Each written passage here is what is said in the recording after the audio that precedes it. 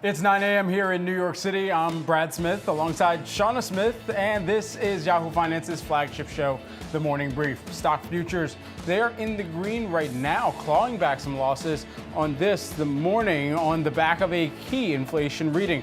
Core PCE clocking in at 2.8%. That's in line with estimates and unchanged from the annual increase seen in the last 2 months. And Donald Trump becoming the first U.S. president convicted of a felony. Former President Donald Trump found guilty on all 34 counts of falsifying business records to cover up payments ahead of the 2016 elections. Let's get right to it. The 3 things that you need to know this morning.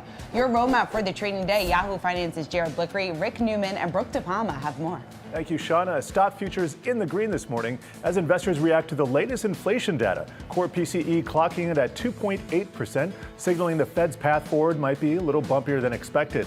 Stocks are poised to open higher at the open and set to close out the month with strong gains.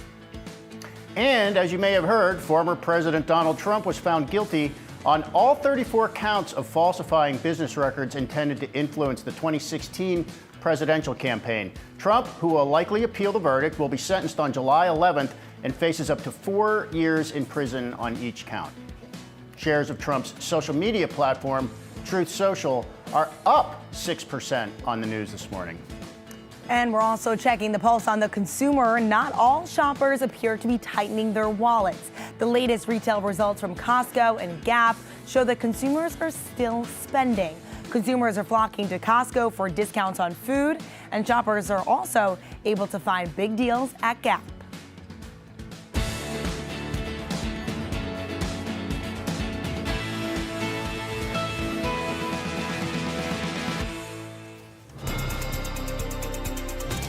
Well, today's top economic story, the Fed's preferred inflation print. Core PCE coming in at 2.8% year over year and 0.2% on a month-over-month basis, both in line with estimates here. Futures, they are moving higher following the report here, and there you're taking a look at the Dow, the S&P 500, and the Nasdaq futures. And of course, as we're continuing to track what the preferred inflation gauge for the Fed is telling us, all eyes continue to be on the CME Fed Watch tool to see ultimately how this does move some of the calculus for the Fed as we get towards what some economists and one of our guests later on still believes is on the table for a summer cut, but largely still the probability pointing towards a September and then potentially a December cut. Yeah, when you take a look at the market reaction here ahead of the open, you've got futures now erasing those earlier declines or looking at gains. All 3 of the major averages set to open the day in the green. On the flip side, when you take a look at the bond market, you're seeing some pressure here on yields. But Brad, I also want to point out what we saw in super core PC. And remember that this is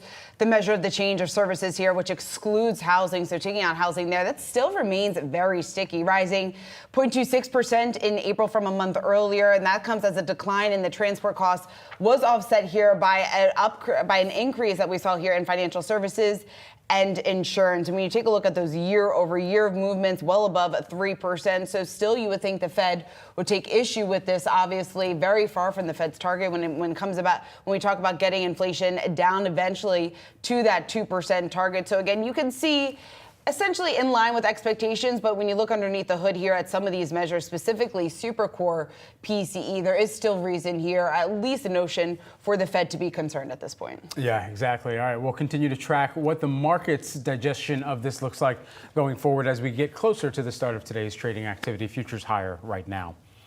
Well, a New York jury has convicted former President Donald Trump on 34 counts related to falsifying business records in his hush money criminal trial. This is a massive story that may have wide-ranging ramifications across political landscapes. Joining us now in studio with all the details, Yahoo Finance's Rick Newman. Rick, you look good for not getting much sleep last night. What's up, guys? So what is what happens next of this all? What happens next is he's almost certainly going to appeal. This probably will get upheld on appeal. I mean, there were no obvious flaws. It takes a lot to overturn a jury verdict. The sentencing will happen June 11th. That is 4 days before the Republican convention at which the Republicans will probably nominate Trump to be their presidential candidate. I don't think it's likely Trump will face jail time, and the appeals process will not be completed by the time of the election in January. So we will have a sentence by November. So we will have a sentence before Election Day. But that will probably be held in abeyance until the appeal is complete. So this is the situation we're going to have until we have an outcome in November. And Rick, you and I have talked about this time and time again, but talk to me just about what you think how this is going to play out with Trump's base. Because when you take a look even at the fundraising, the campaign site, the donation site last night, crashing here after that guilty verdict. So Trump is going to raise money on this. He has done that every single time there has been some intensification of the legal efforts, the prosecutions against him. There are 3 other criminal cases that are more serious than this one, just to remind everybody. So it's only going to make Trump more popular with his base. That's not the question. The question is, I mean, believe it or not, there are a significant number of undecided voters in the 6 or 7 swing states that are going to determine the outcome in November. The real question is, how does it affect those people? And keep in mind, most Americans were not paying much attention to this trial, if at all. So, people are going to be hearing Donald Trump was convicted of something related to the Stormy Daniels hush money case. They're going to be saying to themselves, well, isn't that old news? Don't we already know about the Stormy Daniels hush money case? And by the time of the election, this is going to be old news. So there are every take you want to see on what this means for Trump in the 2024 election, you can find it in the media today. The fact is, nobody knows. Nobody knows how this is going to affect the election. It's quite possible that there's some X factor that is going to happen in the future that will be more important than this. For example, if either Trump or Biden has a very public senior moment that's captured on film and becomes a viral meme, I think something like that could end up being a lot more important than this trial.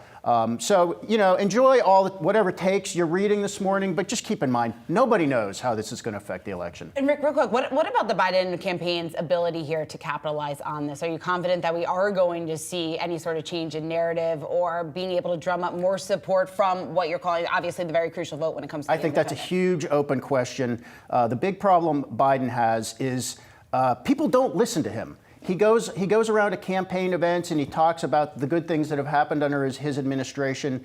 And polls show that people are just not aware. He just does not capture people's mind share. So is there some way Biden or his campaign can capitalize on this through fundraising, through messaging, through some other way? I don't know. But I mean, we're going to get a test of that on June 27th when the first debate happens. And I think that viewership for that debate is going to be very high. Well, yeah, and the first test of that is not. It might be. It's not going to be a snooze fest. Put it that way. Everybody's going to be watching, holding their breath to see which guy face plants, or if Biden does what you just said, which is find some way to really get some traction against Trump on this issue. Right. Yeah, it won't be a snooze fest unless one of the candidates falls asleep on stage. And the Biden campaign also taking its first jab here, putting out an email from their campaign saying no one is above the law. We've got more on this. For more on how the verdict impacts policy and the economy, we've got Kim Wallace, 22V Research Senior Managing Director. So let's start there. How does this impact the broader calculus around economic policy that we would hear from both of these candidates? Good morning. I don't think much at all, if any. I think when you look at the calendar for June through the end of September, you have 3 open market committee meetings, you have 2 conventions, you have 2 hot wars still going on. There's a lot of chum in the water, if you will, and I don't think you can isolate any one factor as driving that volatility more than the others. It's going to be a very loud summer. Kim, how much do investors care? Do they care at all? Oh, they will eventually care. They don't care today. It's very difficult to overcome attention to something like PCE on a Friday, even after a historic jury decision like this. So my guess is that even as VIX begins to or continues to add a little bit of volatility expressed by traders, that really starts to pick up later in June. Probably, as you were just discussing, gets a strong bid by the middle of July when the conventions are held. But keep in mind that Trump is scheduled to be sentenced 4 days before the Milwaukee convention begins. So I would say it's starting. It's probably got some intensity to go before we see VIX really speaking to the elections. Kim, one thing Biden desperately wants voters to do is stop thinking about inflation and start thinking about anything else. He would prefer they start thinking about what a bad character Trump is, but anything else. Any chance that you see that happening as we get into the home stretch in September and October? Rick, you point to the right months, and so I'm not going to guess what the electorate's mood is going to be in September or October, but that's the time frame. If the president's team is hoping that their economic message prevails over the headlines about inflation, we're not going to know it until September, October, and obviously that's exactly when they would want it to happen. In the meantime, I tend to agree with what you were saying earlier. It's very difficult for either campaign to speak over the impediments or the headwinds that they're facing. For the incumbent, it's obviously concerns about inflation, real and imagined. And for the challenger, clearly, campaigning from court is not a great strategy, so we'll see how he overcomes that. Yeah, certainly. And how much are investors going to be prone to pay attention to polls that have been wrong time and time again now, and going into November where you've got an event like no other, where you've got a sitting president versus a former president who is just now convicted? We advise clients to pay attention to trends in public opinion sentiment. And those trends tend to give you a strong indicator if you go back over the last 4 or 5 national elections. And from a timing perspective, my guess is the value of polls that come the week after Labor Day are going to be slightly higher than the sentiments we read now. There just aren't enough people engaged. Depending on the poll, you can have as many as 30 to 40% of voters who say they're not tightly engaged yet. That's going to change, but it's early for that. Kim, how do you think this shapes former President Trump's campaigning here over the next several months? And then just on the legal side, just legally speaking, are there any restrictions over the next several weeks or several months? Well, the former president, the current challenger, has pursued a campaign of aggrievement, not just this election, but 2016 and 2020. I don't see any reason for that to change. I would expect that Milwaukee is going to be an aggrievement fest. It certainly appeals to his base. As Rick was saying earlier, though, neither one of these candidates' primary challenge is among, no pun intended, is among the base. They've got to target that 9 to 12% of truly unaffiliated independent voters. That's where the game is going to be won. And for Trump, it's a challenge to take market share relative to 2020. And for President Biden, it is protecting that market share. And my guess is this comes down to independent voters, binary choice as they go into the last 2, maybe 3 weeks of the election. Which one of these guys do they least want in the office? All right, Kim Wallace, always great to get your insight. Thanks so much for hopping on with us this morning. 22V Research Senior Managing Director. Thanks.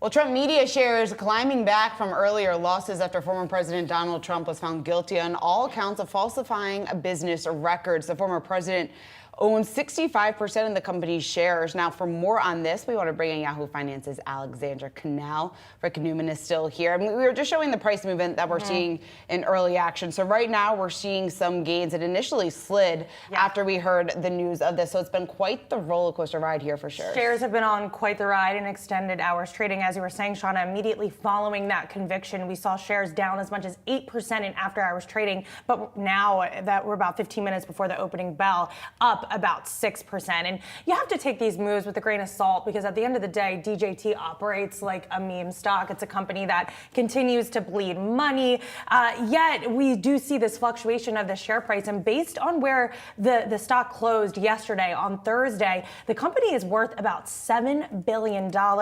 As you mentioned, Trump maintains about a 60% stake in this company. That means his stake is worth over $4 billion. Of course, he'd probably love to use that money to help pay off some of these legal fees, help fund his campaign, but all stockholders are subject to a 6-month lockup period. So we cannot access that money at this point. So, it'll be interesting to see where these shares go throughout the course of the day and heading into next week and next month, when his conviction and his whatever we find out, if he's going to be in jail, if he's going to have probation moving forward. I mean, does that just plunge it further into meme stock territory? This is likely not institutions that are buying up shares here.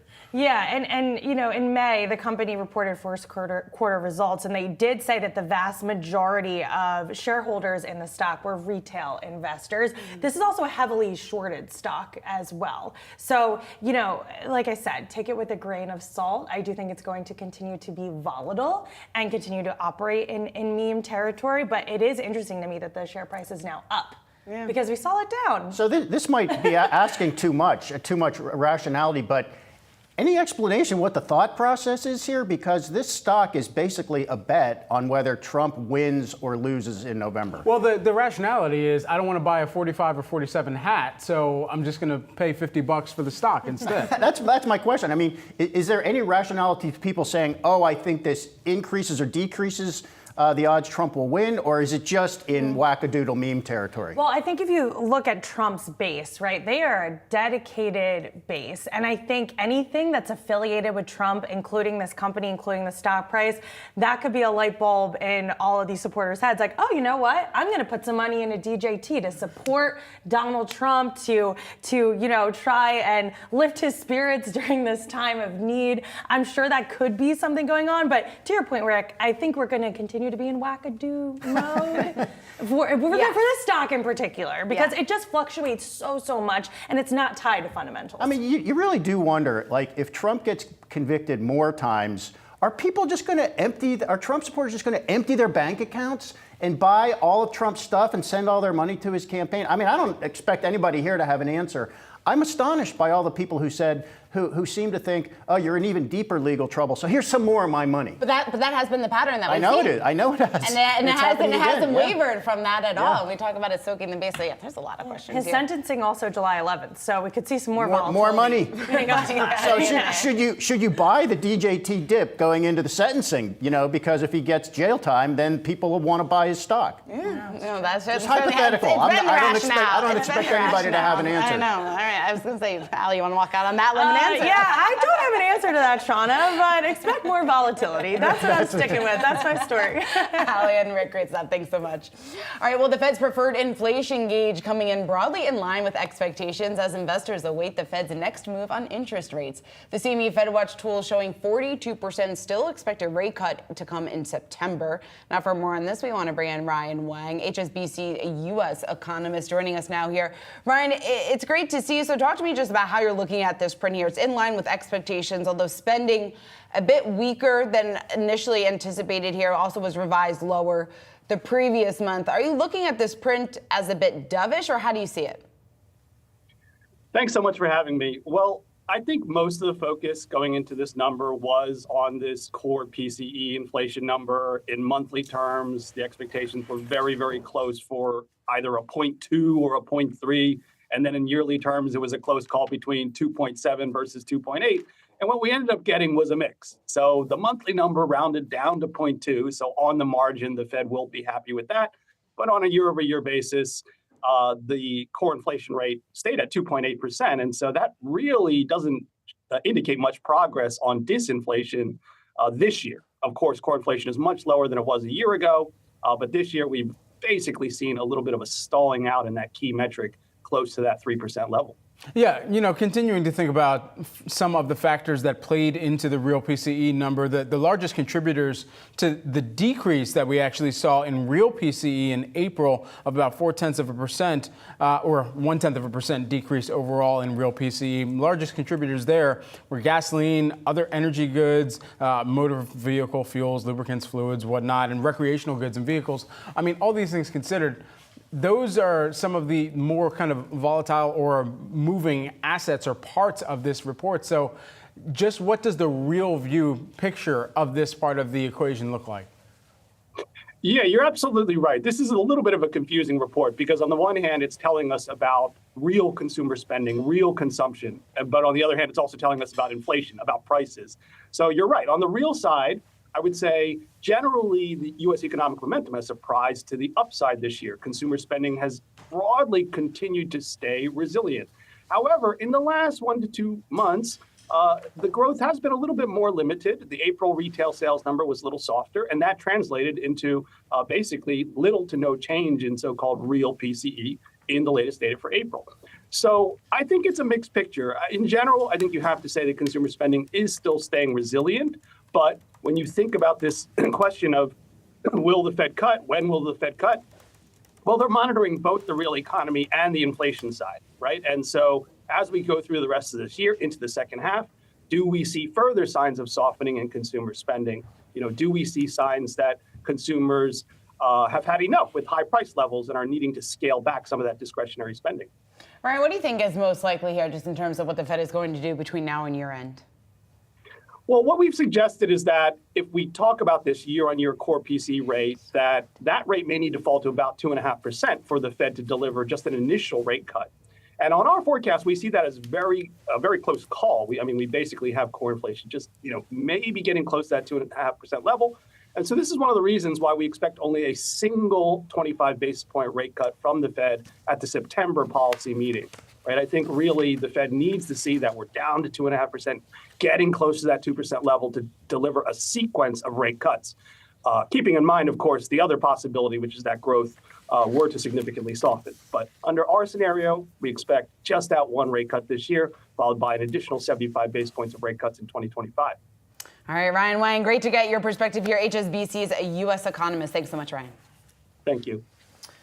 Well, coming up, we're taking a look at the consumer. Gap shares are surging this morning following positive sales growth from all four of its brands. You're looking at gains of nearly 24% ahead of the open.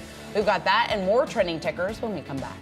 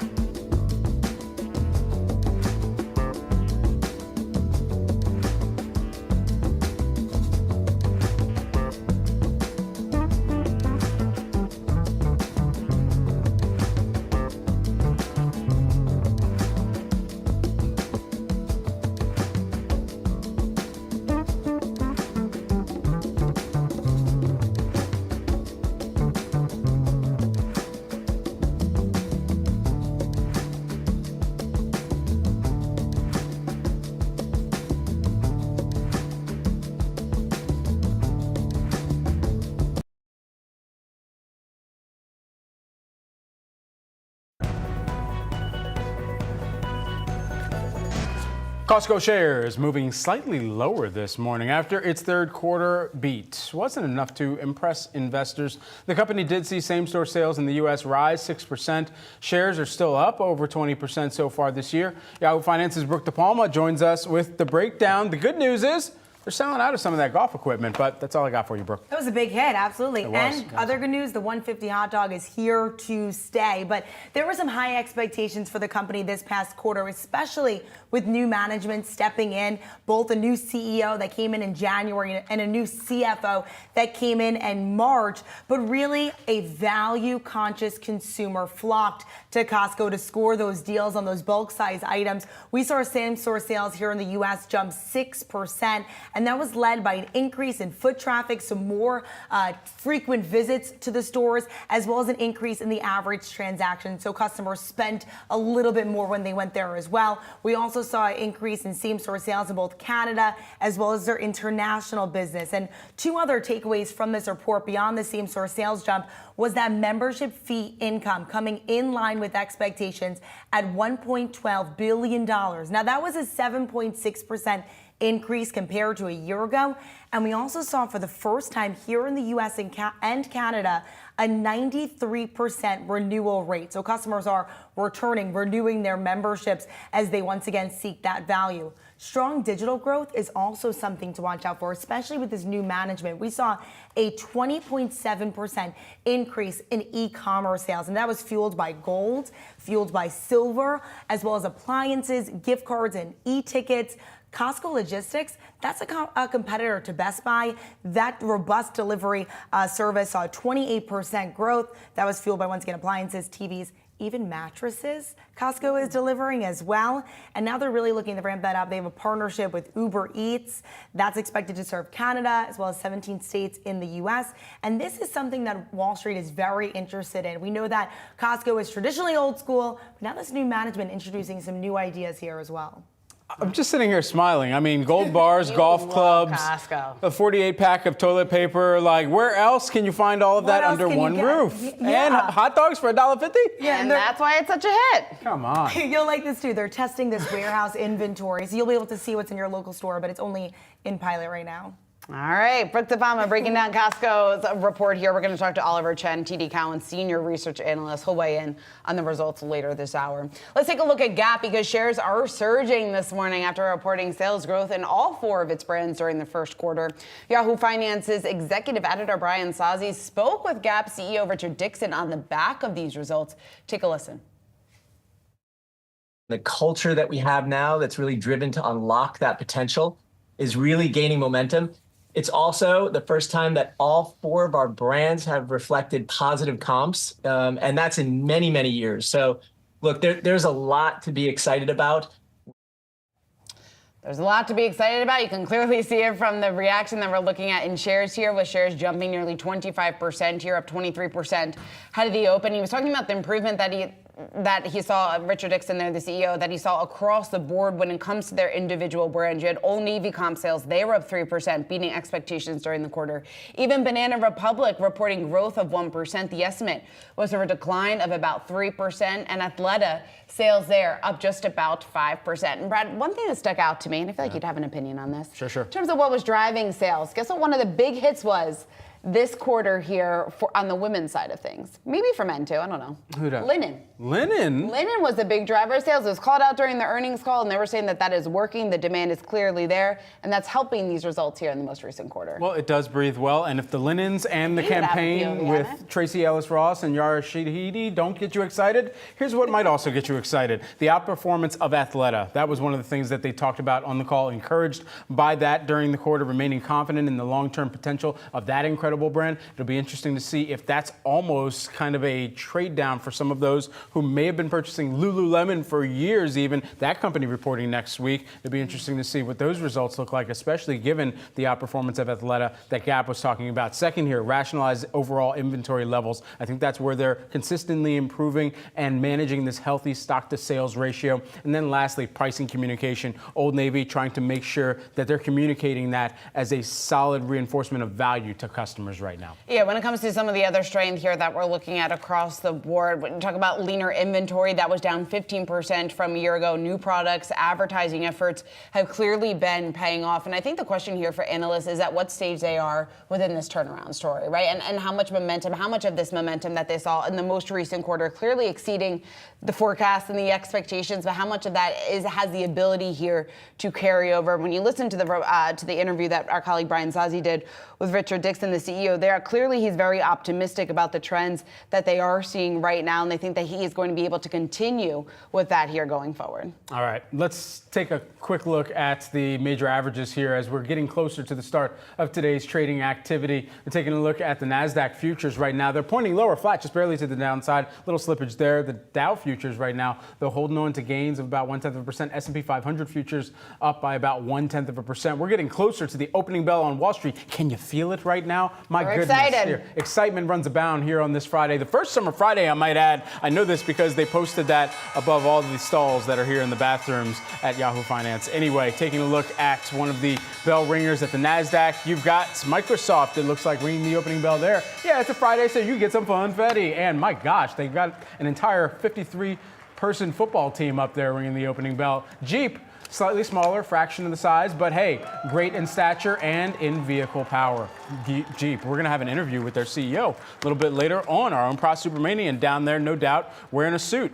That's rare. On the floor of the New York Stock Exchange. Here, there's a look at the opening bell as we're taking a look at the Dow, the S&P 500, and the Nasdaq, all in positive territory as of right now. Yeah, we saw a bit of a reversal in earlier trading here ahead of the open following that PCE print that we got out at 8:30. We had seen all three of the major averages in futures trading to the downside here. They quickly erased those gains, clearly opening here in positive territory, although just slightly for fraction here above the flat line. Really, when it comes to all three of the major averages, we are seeing some pressure here in yields today. So again, very important to watch today's trading action and exactly as Wall Street digests the latest reading on inflation and tries to gauge what exactly this means for the Fed. I'm just taking a quick look at CRM, Salesforce, because there was a major move lower. In fact, I put up a story on this on the Yahoo Finance platform because I was so compelled about some of the comments that we got yesterday from our guests. Here's why.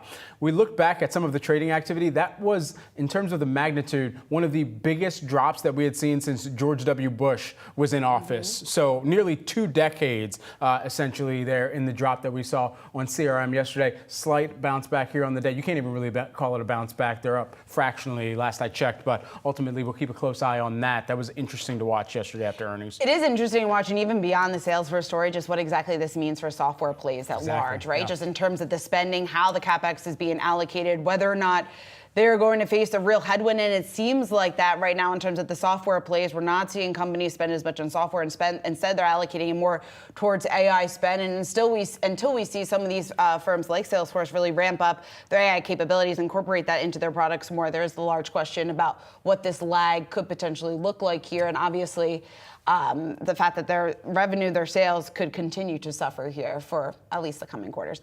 All right, let's take a look at Dell. Those shares, they're actually plunging after its gross margins fell 2.5% during the first quarter. A surging demand for its AI servers took a toll. Dell shares, though, still up over 120% so far this year. So yes, the massive decline that we're seeing at the open that clearly is catching investors' attention. It's off just around 18%. But you got to remember that this is a stock that has been off to the races since the start of the year. And taking a look inside this quarter, some of the concerns, obviously very lofty expectations. You can see by the results or by the reaction that we're getting here in the street, they weren't satisfied here with these numbers. When it comes to what exactly we heard here, sales did increase 6.3% to $22.2 billion here for the quarter. When you take a look at profit excluding items, that was $1.27 a share compared to the average projection of just around $1.23. But again, we're looking at losses here at the open with shares off just about 17%. Yeah, some major hit on operating income. That was down by about 14% during the quarter. No doubt they were paying close attention to that, investors paying close attention to that. And then I was looking at one other element of the business here, where was the operating income within ISG, Infrastructure Solutions Group here. And so kind of a larger question mark of within the continued expansion or kind of focusing in on AI optimization here across their business units and their segments, where companies like Dell, like some of the others over the course of this earnings season, have said that they need to spend more in order to continue to make more or capitalize more on a run rate that they are forecasting at this juncture. So hopefully some continued updates on that front. And Vital Knowledge saying, I think summarizing it pretty well here. Results weren't bad, but expectations were very high, and these numbers just simply were not strong enough to stop a further near-term, or strong enough to spur further near-term upside. And as a result, you're seeing the shares off just about 17%. All right, keep right here on Yahoo Finance. We've got much more ahead, taking a look at how markets are trading the last trading day of the week. You've got all three of the major averages still holding on to gains. The Nasdaq just above the flat line. We'll be right back. Much more on the morning brief on the other side.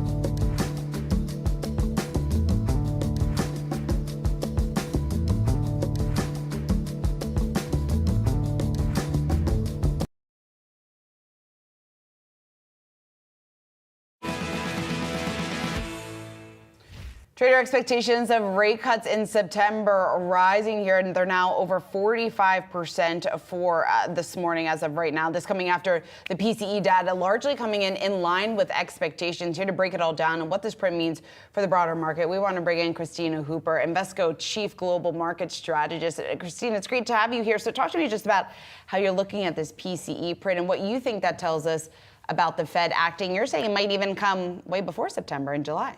Absolutely. So I have to look at it as part of a mosaic, right? And I have to look at the data before it and, of course, anything that comes after it. But what it is telling me is that there is a disinflationary trend that is well in place.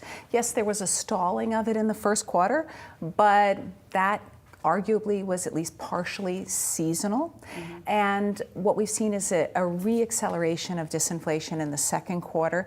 It's not just the PCE print. Of course, earlier this week, we got the second estimate of first quarter GDP. That showed a cooling economy, and it also showed cooling inflation. And so, and of course, we also got Michigan inflation expectations that came in below forecasts. So all of that tells me that the Fed is in a better position today to start cutting, to feel comfortable about starting to cut. Now, I think June is definitely too soon. I think they'd want to see another month of data that supports that disinflationary trend because, again, that first quarter stalling spooked them. But I think it is very, very possible that we get a July cut, if not July, September. What would core PCE inflation need to fall to? We had one of our esteemed guests from HSBC saying to us that it may need to fall to around 2.5% for the year-over-year number. So I think that it doesn't have to hit that for the Fed to be comfortable as long as the Fed sees that the economy is cooling. So that tells them there's probably less of a chance of any kind of resurgence in inflation. But just seeing that movement, that easing, I think should be enough, because keep in mind that we're now at the point where the Fed has some very significant risks that it is creating the longer it keeps rates at these very high levels, because there are long and variable lags to monetary policy. I'd argue we haven't seen all the damage to the economy yet because of those lagged effects. So it has to worry about that. It has to be thinking about where the puck is going as opposed to where it is today. Inflation and the Fed, is that ultimately the biggest driver of the markets here in the short term? I think so, absolutely. But there is that consideration that we are seeing a slowing in the economy, and we are seeing a two-speed economy, right? We're seeing lower income Americans under more pressure. And it's not just pressure from inflation. That's actually starting to ease, as we're seeing. But it's also just pressure in general. We're seeing credit card delinquencies go up. Now, nothing alarming, but again, we can assume that that is going to move higher as time goes on, especially if rates are kept at these levels. This is just one of the factors, of course, that investors consider, that voters consider as well in inflation. And for that, they may equate that back to, okay, this inflation feels like it's happening under Biden. So that's a tick in one department. Then you look at the overall campaigning and the general election, and now you've got the latest headlines out about the conviction for former President Donald Trump as well. Where do voters balance what's taking place with inflation versus all of the other kind of surrounding circus-like events that are taking place? And that's the $64,000 question. And I am absolutely no political expert. I try to stick in my lane, which is markets. But what we've learned over time is that typically, and I don't remember who coined this phrase, but it's the economy stupid. So at the end of the day, it's going to be about where the economy is when people go to the voting booth. What about volatility? Sorry, real quick. Is it going to add to volatility at all, you think, in the short term? Or how do investors typically view? We haven't had something like this exactly happen before, but the lead-ups here to election, does it typically look a bit more volatile? I don't think so.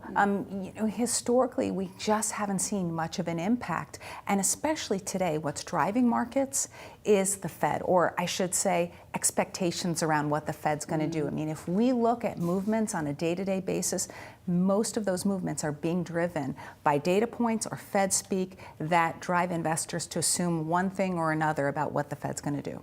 Christina Hooper, Invesco Chief Global Market Strategist. Christina, great to see you. Thanks for joining us in the studio. Great to see you. Thank you. All your markets action ahead. Stay tuned. You're watching The Morning Brief on Yahoo Finance.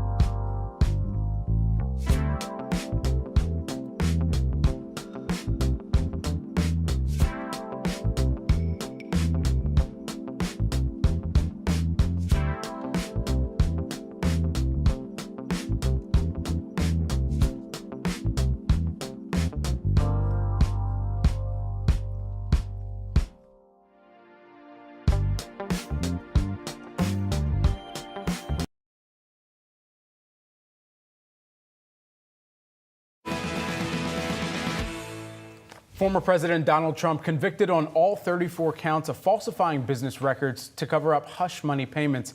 He's set to be sentenced on July 11th. So what are the scenarios that can happen next, and how does this impact the presidential race? To break it down for us, we've got Renato Mariotti, who is the former federal prosecutor, here with us. Great to have you, and thanks for taking the time. So let's begin with the what does happen next of it all and the unprecedented nature of this entirely. Sure. There is going to be a sentencing, as you mentioned. The judge is going to consider, all of the facts and circumstances surrounding this case. I do not anticipate that former President Trump will receive a sentence of imprisonment. It's possible he might receive something like house arrest. It's also possible that he receives a lesser sentence, a sentence that doesn't involve any restriction on his movements, but involves a fine or something else. Obviously, this is unprecedented territory. We have not only a former president, but a major party presidential candidate in the midst of a presidential election. And I think we'll have to wait and see how that plays out. Renato, what do you think it looks like in terms of the odds that he's going to appeal? But then further than that, just the chances that his camp is going to be successful? I think there's 100% chance that he's going to appeal. There's no question about that.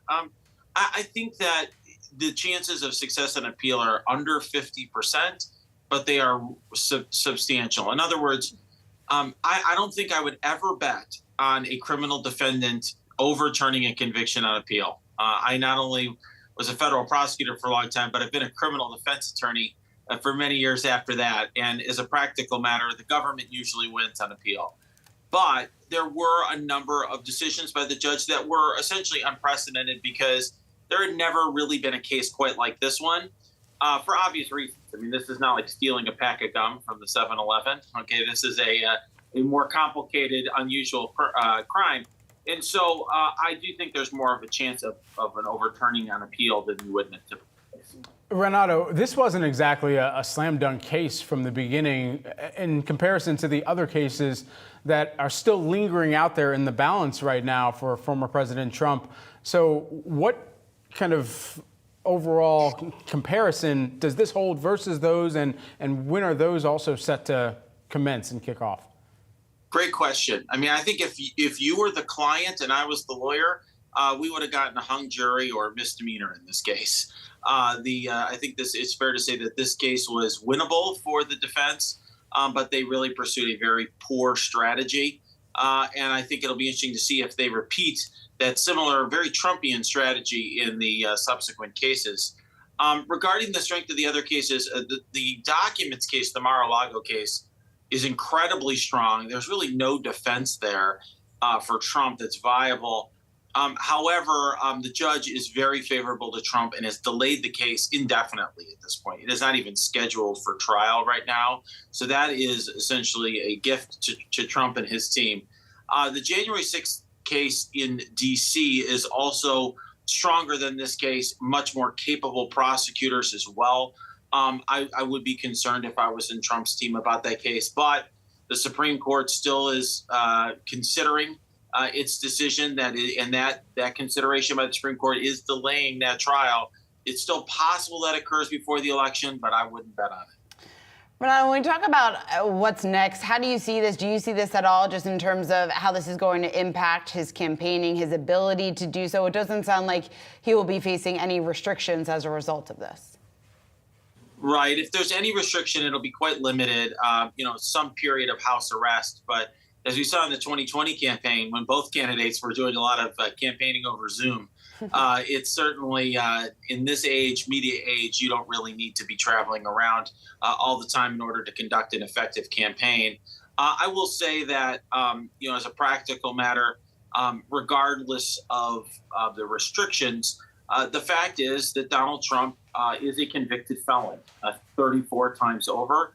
And that does presumably matter. I mean, I will say for my clients, having that label does matter for them when they're dealing with other people. I can't imagine it doesn't impact the way that voters may perceive the former president.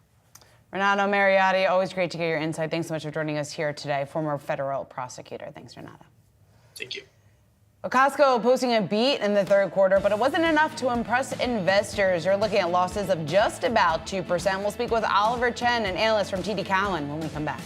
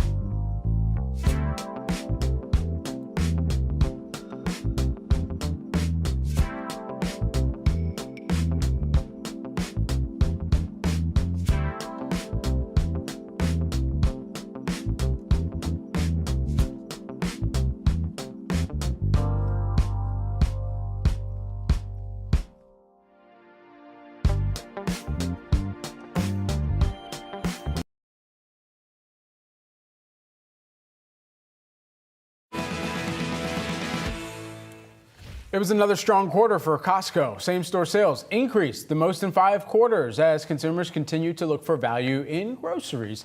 And the retailer also said more members are purchasing more discretionary at a time where inflation remains sticky. For a deeper dive into the Costco results, we're joined by Oliver Chen, TD Cowen Senior Research Analyst here. All right, is that a Kirkland? Wait a minute, that is a Costco sweater, crew neck sweater. My goodness. Okay. Dress the part. Man dresses the part, stays with the times here. Oliver, I mean, just take us into your thesis here. Brad, we're really excited about the results at Costco. Costco is a really unique company, as you know, that focuses on value. It's one of our big ideas. They'll be at our conference next week, but what's really happening is continued traffic momentum, which is quite positive, renewal rates at 93%, which is quite high, and customers are looking for value.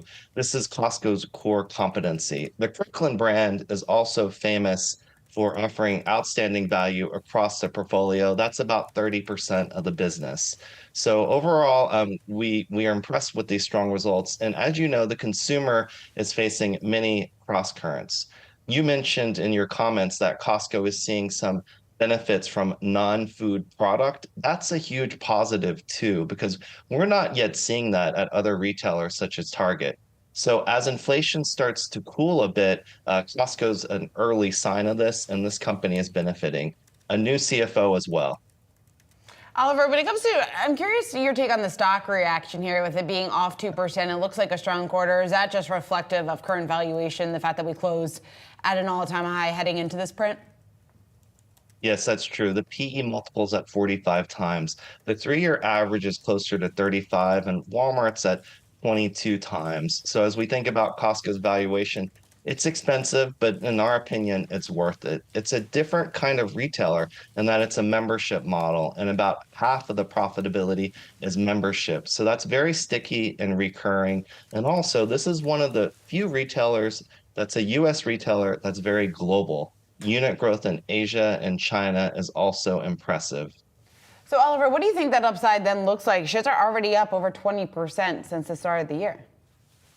Yeah, we're excited about this because it's a defensive name in terms of the food exposure and this real core competency for value. But there's also a technology angle here too, in terms of Costco's personalization, their mobile app, their partnerships with Instacart and Uber, and the marketplace model, as well as digital advertising. So a lot can be ahead, and Costco has a very loyal, engaged customer. Also, you really can't get any prices lower than what you can get at Costco, given that the business model is set around 11% markups, and it's very strict. So you're getting the best deal possible on this sweatshirt, as well as this jewelry and the food. And it's also a treasure hunt. The future of retail is about these in-store treasure hunts, and that's what you really need to captivate customers to get in store as well. Wait, the chains are from Costco too, Oliver? Yeah, they're a top jewelry seller. They're actually one of the top diamond sellers. So, this company really surprises and delights. And when you go into a Costco, as you know, you find things you never knew you needed or wanted. And that's part of the magic of Costco. I think we're witnessing peak Oliver trend right now. Oliver, I think you're in your zone, you're in your element, you look comfortable, you look good. At the end of the day, you think about where Costco sits among the broader universe that you cover right now. How do you look at them versus some of the competition? Yeah, what we see is bifurcation. So, Brad, Costco's household income on our survey data is much higher than Walmart or Target or Sam's Club. That's a big benefit. And as you know, I do cover a wide range of stocks, but we like very strong luxury stocks such as LVMH, and then we look for value stocks such as Walmart, which is offering a very exceptional value to customers. Costco is offering exceptional value to customers, but it also has a higher household income customer, and there's a technology personalization opportunity too. So it fits a lot of boxes in terms of our themes.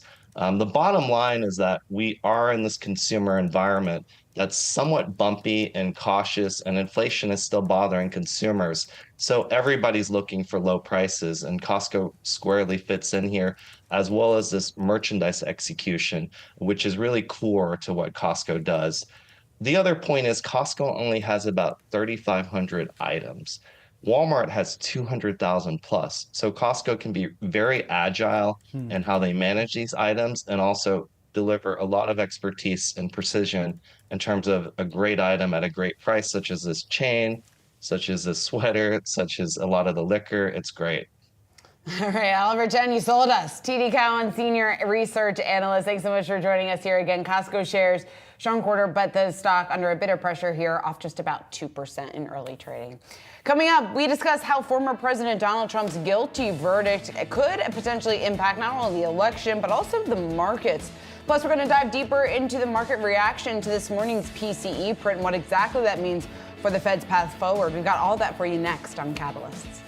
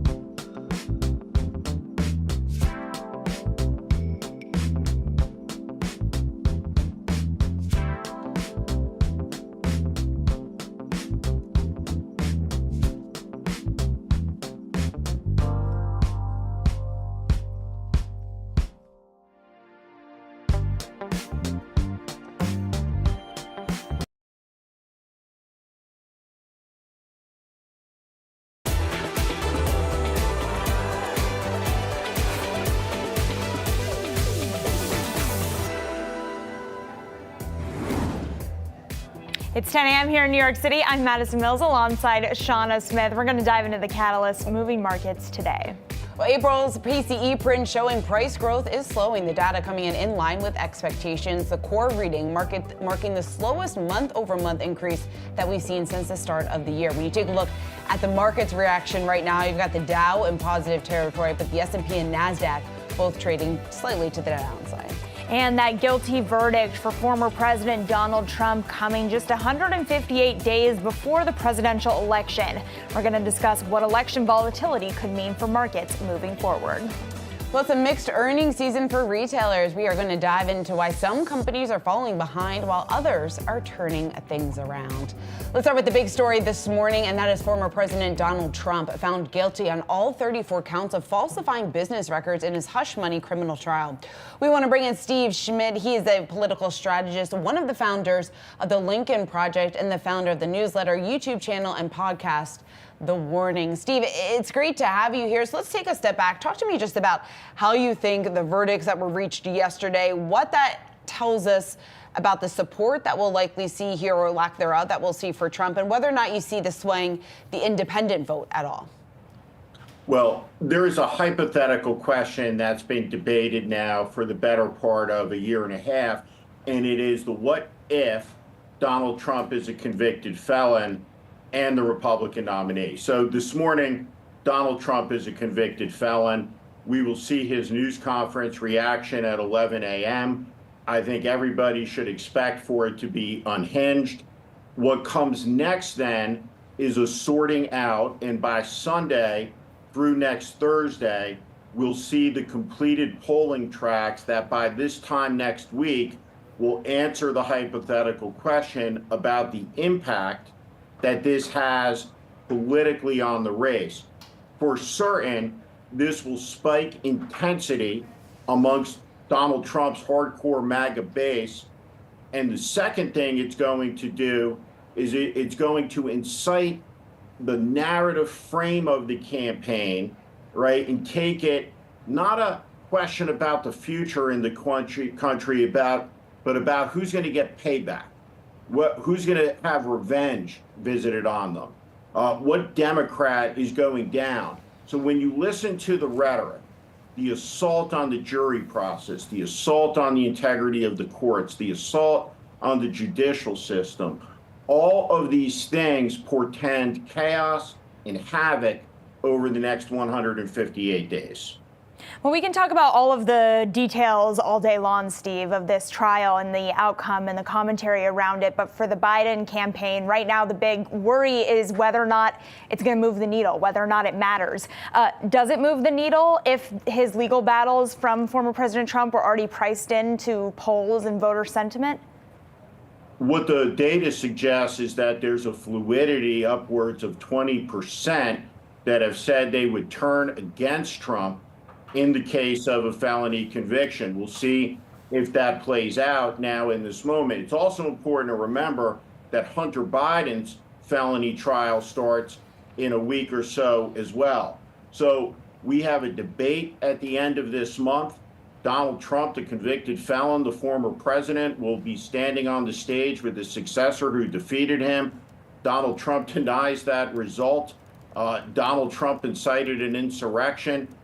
What I'm trying to suggest is that all of what we have known before is coming to an end. We are at a cracking up. There's a lot of talk this morning, a lot of celebration online by Democrats. He got his due. The question at hand is what comes next? What comes after the first cycle of revenge? The number one political virtue is courage, but the number one political wisdom is restraint. Great political leaders show restraint. And this is a moment in time where things are going to get very, very, very hot. This is a beginning of an unraveling of something I suspect is pretty terrible to come. And we'll know by this time next week how the American people are reacting to this, but most importantly, how both sides react in the moment to the incitements that come today and come tomorrow. from the event that is now concluded with a known outcome. Steve, when we talk about the ripple effects of this for our audience specifically, how do you see a lot of this uncertainty playing out just in terms of the volatility that we could see in the markets, the instability that we could see just in terms of policies or maybe priorities here in the coming months? Well, when you look at the economy and you factor in a constitutional crisis, and that's what we're entering into, is a prolonged period of political instability that is beyond the instabilities that we've seen or imagined. And so right now, if the election were tomorrow, Donald Trump would win. And so markets look at that and they see Donald Trump's capacity to cut taxes, to deregulate, and there's a lot of positive response to that. The problem is when you look at this moment in time in the events as they are transpiring around the world, we're at a very dangerous hour. The hour that statesmen and women for the last 80 years have tried to keep us as far away from as possible. So all of these events are transpiring together. They're part of one fluid river that is picking up speed. The rapids are getting higher, and the instability that follows from that can be profound. For example, the Biden administration has cleared the use of American weapons to operate in Russian territory. What are the implications of that? Do you take Vladimir Putin at his word? Right. All of this takes place in a moment of unprecedented instability that's just beginning because we don't know what's going to happen next. For example, is Donald Trump going to prison? I don't think that will happen, but it could. And if it does, the chaos that will ensue will be enormous, and it will have implications for markets, for geopolitics, for up and down the ladder. As much as you can think of, it will have implications for. Steve, my question to you is, and you mentioned before that a political leader shows restraint in a time like this, but what would your advice more specifically be to the Biden administration right now? A lot of people are out there this morning saying that they have a real opportunity to really capture that independent vote, which is going to be so critical come November. What should be their number one top priority right now? Talking about the future, talking about what comes next for the country. The answer to this has to be something better. And the American people aren't seeing it. The fundamental reality of this race is 63% of the country, which is a big number. It's a super majority, do not want the choice that they're about to get between 82-year-old Joe Biden and the convicted felon Donald Trump. And so the independent voter is distressed, outraged, and deeply unhappy. And the idea that there's some combination of magic words that's going to deliver something new, some piece of information that is heretofore not known about either one of these people, is nonsensical. The election is fundamentally about now inciting your side to turn out. And what decided the election last time was about 40,000 votes across a few states in a dozen or so counties. Right. And it is a game of small numbers. It will be again. And so all of this now will be parlayed into a reaction cycle and an outrage cycle aimed at getting that turnout. All right, Steve, we're going to have to leave it there, but thank you so much for joining us this morning with your reaction. We really appreciate it. That was Steve Schmidt. He is a political strategist. He's one of the founders of the Lincoln Project, and you can also catch his work on YouTube and on his podcast as well. Well, as we continue to dissect the guilty verdict in former President Trump's hush money trial, a looming question remains: how could the conviction affect voter sentiment in the coming months heading into the election? For more on that, we're going to bring in Isaac Boltanski. He is BTIG's Director of Policy Research. Isaac, great great to speak with you as always. I'm sure you heard a little bit of what our last guest, Steve Schmidt, was saying about the potential for 20% of those who've already been polled to have an impact from this verdict from yesterday. So let's talk about those polls. To what extent do you think that this verdict is going to show up in the polling moving forward? Well, look, I think Steve's absolutely right in that we are going to go from hypothetical to real in about a week, and we'll see what the polling tells us. But here's what I've been telling clients. When you look at some of the polling that we've seen so far, when respondents are asked how they would respond to a Trump conviction, by and large, and you have it up here now, what you've seen is he would lose on average about 6 points, Trump would, of support. But 5 of those points just move over to the not sure bucket. They're not going over to Biden. Only 1 of those percentage points is going over to Biden. And that suggests to me that there is going to be a temporary drop in support here that can easily revert back home to Trump over the next 157 days of this election. There is still a whole lot of time between now and November 5th. And so to me, I think that ultimately this is going to be viewed as a blip in what's otherwise going to be a much, much longer and probably convoluted story as this election season takes hold. So Isaac, what does this mean for the investor out there, for the markets? How much does something like this, how much do you expect it to add, at least to the short term here, to volatility? And how much should investors care about a verdict like this? Yeah, well, look, never ask a barber if you need a haircut. Never ask a policy analyst if policy issues matter. But I will tell you, we got a lot of inbounds last night asking, was this expected, right? And trying to understand where sentiment was. The next round of questions were, is he going to jail? And the answer to that is very unlikely. And today, the conversations have been, well, I don't really care about this. All the focus is going to be on the debate on June 27th. And I think that's where the market is moving right now. It's really segmented all the legal issues over here with a distinct focus on the debate, because that is seen as you know, the first of a 2-part Super Bowl here that's really going to have an impact on the 6 states that should decide this thing.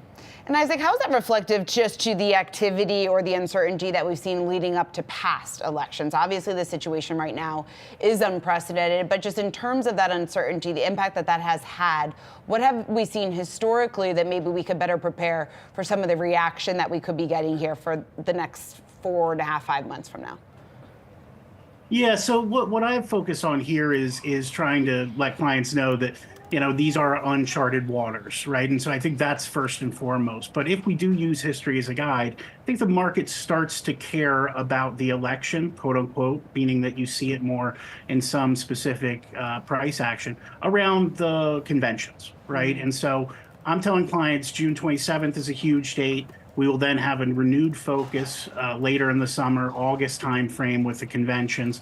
And then it's going to be every single day that it matters. And so the work that our clients have been doing recently is just trying to understand who are the winners and losers under each electoral scenario, and what are the things that are going to dominate the conversation no matter who wins. And on that end, it's obviously just been a focus on the $4.5 trillion in taxes that are expiring next year, coupled with the debt ceiling that's coming back. So trying to understand how that fiscal fight in DC is going to impact markets has been something that everyone can do no matter where they are on the political spectrum. Well, Isaac, just to put a bow on it, and I know this is the multi-million dollar question, who is the more bearish candidate for markets? Yeah, look, I think that ultimately there's growing concern about what Trump would mean from a trade policy perspective. I think everyone in the market says great for deregulation, confirms that the tax cuts that he enacted during his first term would probably be extended. All of that's good, but there is real fear about what would happen on a trade front. So to me, I think that's the one cautionary point about Trump. Otherwise, he is seen as the best candidate for markets because of the deregulatory and trade agenda. And so that's where we are. There is, as Steve said in the previous segment, there's a reason that 60+% of Americans don't want either candidate. But when we peel back some of the layers, we understand the nuanced differences in their policy that can then help you make an investment decision. All right, Isaac Boltanski, always great to talk to you. Thanks so much for joining us here this morning. BTIG's Director of Policy Research. Thanks. Let's turn now to the other big story that we're watching today, and that is PCE, the latest reading on inflation. When you take a look at the core measure, core PCE rising 0.2% on a monthly basis. Now, that's actually the slowest rise that we've seen since so far this year. And super core services inflation, which does exclude housing, that actually decelerated in April to about 0.27%. That was revised lower from the previous month. But again, when you take a look at that super core, I think the big notion there, yes, it did improve, but it is still extremely elevated levels, right? And that's one of the issues here within this print. When you talk about, hey, overall, maybe it could be viewed as a bit dovish because it did come in line with expectations, yet there was reason to be a bit optimistic. We did see a bit of a pullback or cooling here in consumer spending, but that super core number is really what one of the focal points is for the street here this morning. The fact that that has remained sticky, what exactly that could then portend to here over the next couple of months when we talk about the Fed's fight to tame inflation. It's the idea that no news is good news and that meat is the new beat when it comes to the inflation data. We are getting a statement in from the National Economic Advisor, Lael Brainard, on this PCE report saying that the cost of living is still too high for a lot of working families, but the PCE report does show continued progress in bringing down inflation. Now, that's exactly what Jay Powell wants to be hearing from the Federal Reserve, but it matters if he sees it in the data more than whether or not the officials who are related to the Biden administration particularly are going to be seeing that. Having said that, the big focus in this data when it comes to the actual numbers under the hood, the big surprise was the 0.1% month-over-month decline in real consumption. That is such a tiny number, but it is still what a lot of the notes are already pointing to this morning as the big thing to watch. Obviously not leading to a lot of gains in the overall market outside of the Dow, but it's something that I think is going to be fueling a lot of hopes about potential rate cuts moving forward. Yeah, that's really good to point out. And then also when we just compare that month-over-month data to what we're seeing on a year-over-year basis, because it can vary just a bit depending on where you're looking and the index point that you're looking at. But going back to that super core number, it was a year-over-year that has remained just stubbornly high. When you take a look at the range between 3.3% and 3.6% going back since November. So yes, we are starting to see some progress, but again, very far from what you would think the Fed would want to see before it feels a bit more comfortable when it cuts. All right, well, coming up, we've got much more of your market action ahead. Stay tuned. You're watching Catalysts.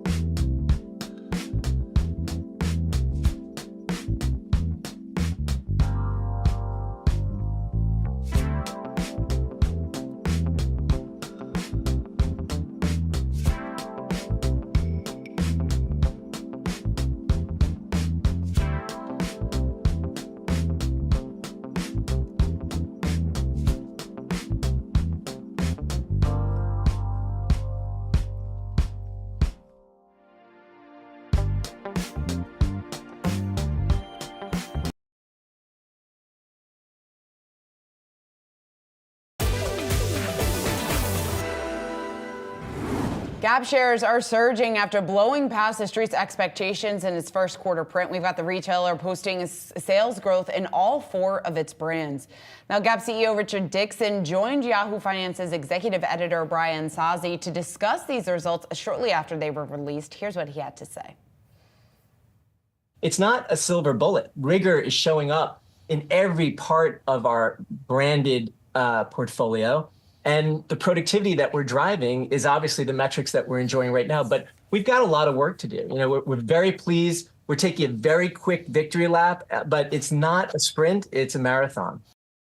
For more on what this signals about the state of retail, we want to bring in Dana Telsey Advisory Group CEO and Chief Research Officer. Dana, it's great to see you. So let's start with Gap, and then we can talk about what we're seeing elsewhere industry-wide. But when it comes to Gap's results last night, what do you think of what Dixon just had to say, just in terms that they're not out of the woods just yet? They have more work to do, but it does seem like their product is resonating a bit better here with the consumer.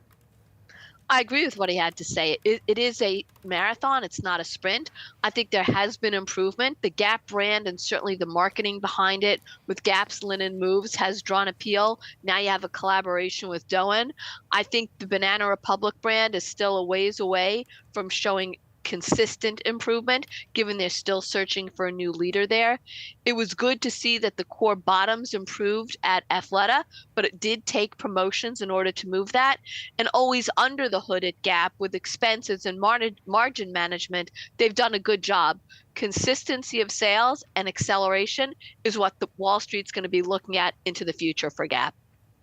I'm curious, Dana, what you think was the single biggest driver in getting shoppers in the door at Gap. We are seeing some reporting that the celebrity endorsements were part of what drove some of the traffic into stores. To what extent do you think that that is a Gap-specific story, or is that something that is a successful move across multiple retailers this cycle?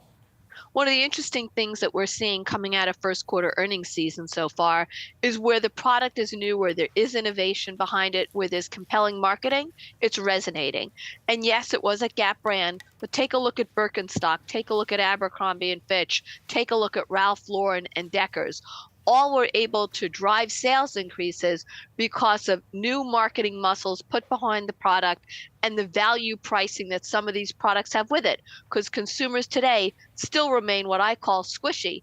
They're being very cautious in where they decide to spend their dollars. So then, Dana, what does that tell us about the winners and losers to come here within the retail sector? And will we see a further divide just in terms of the retailers that are working, that are resonating, that are doing the right thing here in terms of winning that consumer spending dollar versus those who continue to lag behind?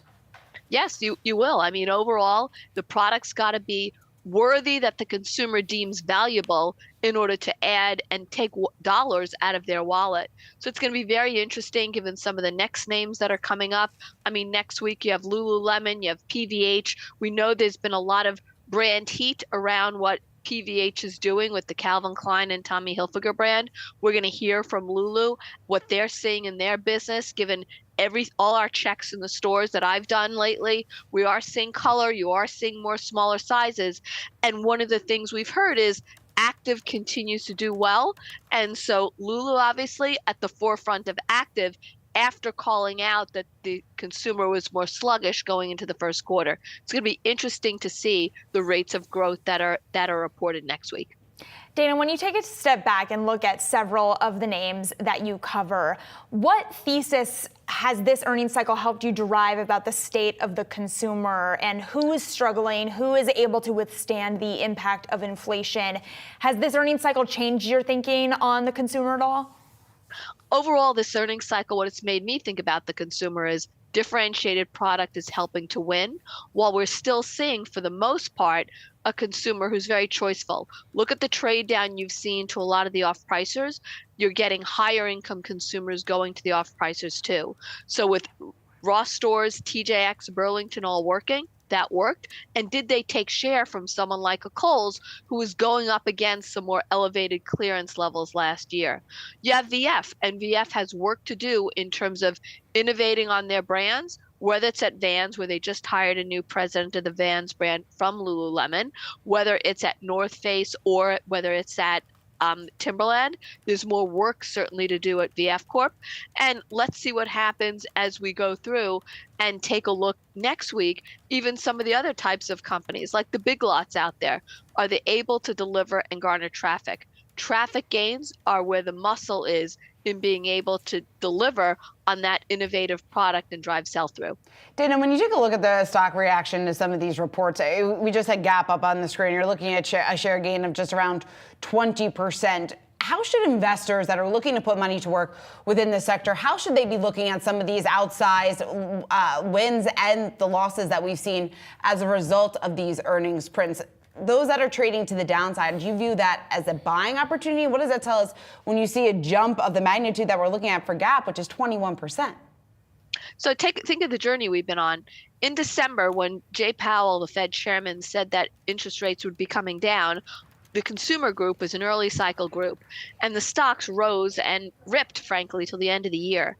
From January through November, you wouldn't have expected the year-to-date performance that you got when 23 closed. All of a sudden, you go into 24, interest rates are not coming down as fast, weather is unseasonal, and you also have inflation that remains a headwind. Therefore, the stocks gave a great pause and decelerated and came down significantly. Now, with better than expected numbers, whether it's from a Gap, whether it was from an Abercrombie, they're all of a sudden jumping back after the big downturn. So at the end of the day, I think watching inventory levels, watching rate of sales increases are going to be able to help determine the winners from the losers. All right, Dana, we're going to have to leave it there. Thank you so much for joining us with your insights. As always, we really appreciate it. That was Dana Telsey. She is Telsey Advisory Group's CEO and Chief Research Officer. Now turning it to the market action, nearly an hour into the trading day, looking at a mixed picture here with the S&P down 0.3%, the Nasdaq down about 0.7% after that PCE print. We are seeing some pressure on yields as well, though Wall Street may be fixated on the Fed's preferred inflation gauge. A lot of the attention more broadly today is on former President Trump's guilty verdict in that hush money trial. So which of these two is going to matter more for investors, economic data or what's going on heading into the election? Here with more, we have Ed Yardeni. He is president of Yardeni Research to discuss. Ed, thank you so much for being here. Let's start on that Trump trial. Does a messy election and necessarily breed a messy market reaction as well? Not necessarily. I think we've seen over the years that the stock market handles political turmoil fairly well. There has always been partisanship in Washington. This takes it obviously to a new level, but the initial market reaction has been really quite muted, because I guess the perception is this really doesn't change much. That there still will be a presidential election, and it'll be Biden versus Trump. But I think even when we look at geopolitical crises, as we've been experiencing really since Russia invaded Ukraine, initially that was bad for the market because oil prices went up. And there's a perception that that would cause a recession. But in the benefit of hindsight, it turned out to be a great buying opportunity. So I would say any sell-off in the market related to a geopolitical crisis or a domestic political crisis may actually turn out to be a buying opportunity. And the market will continue to focus on what is most important, and that's the economy. And the only way if politics affects that, then that will obviously have an impact on the stock market. Do you think it'll affect near-term volatility?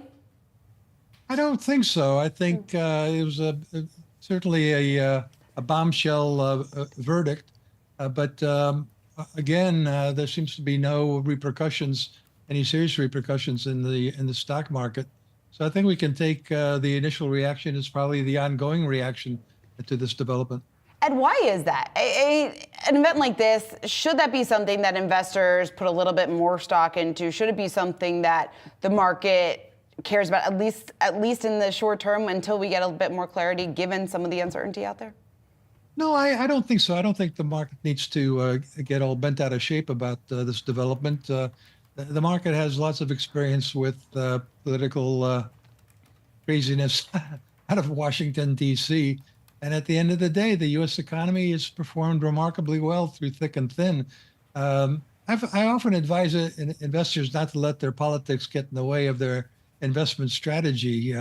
People who did not like Obama, for example, missed out on a very good bull market if that affected their investment strategy. People who didn't like Trump also missed out on a great bull market. And even here under Biden, we've seen that the market's come back and is the new record high, even though half the country may not like him and the other half might vote for him. Okay, well, Ed, since it sounds like you're saying we shouldn't really care, I'm going to bite here and go towards a conversation about the stock market. I know that you've been sort of bullish to a point, and earlier today it seemed like your view was really validated by the market, particularly after what we saw with Salesforce putting a lot of pressure on the Dow. Now the Dow's sort of reversing. Markets were up on PCE. Now we're seeing a bit of downside movement. What do you make of the market reaction that we're seeing so far this morning, and does it validate or invalidate your thesis? Well, you can't really tell day by day, but my sense is that the market has done a remarkably good job of remaining resilient as the economy has remained remarkably resilient. Inflation continues to moderate, in my opinion, especially when you take out rent. Rent inflation is still sort of the sticky area of inflation, but it is still moderating. And I think we will be down to 2% by the end of the year.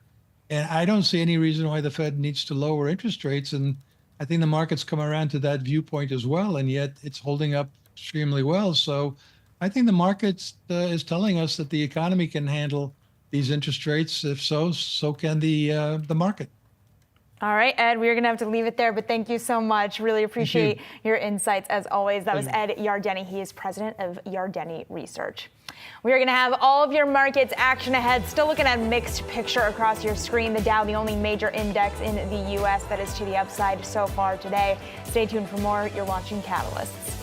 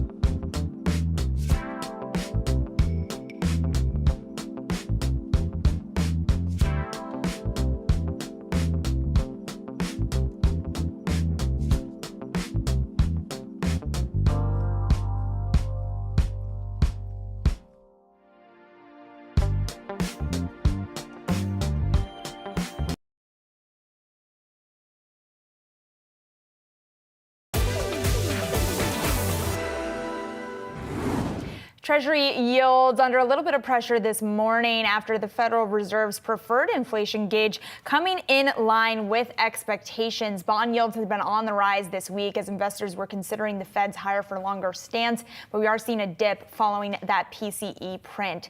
Joining us in studio to discuss, we have Kay Herr, JP Morgan's U.S. CIO for fixed income, currencies, and commodities. Kay, thank you so much for being with us this morning. I just want to start on your reaction to some of the data that we're getting out today. It seems like we've been joking that the meat is the new beat when it comes to data. Do you think that that is going to be continuing here? What does that look like in your outlook? I have to confess, I'm not sure what that means. The meat. The meat, like if you meant MEAT, I know. so you threw me. I'm sorry. I'm going to work on a new phrase. No, okay. No news, good news. With you now. I'm workshopping. Look, okay. I'll take your feedback after the hit. Yeah.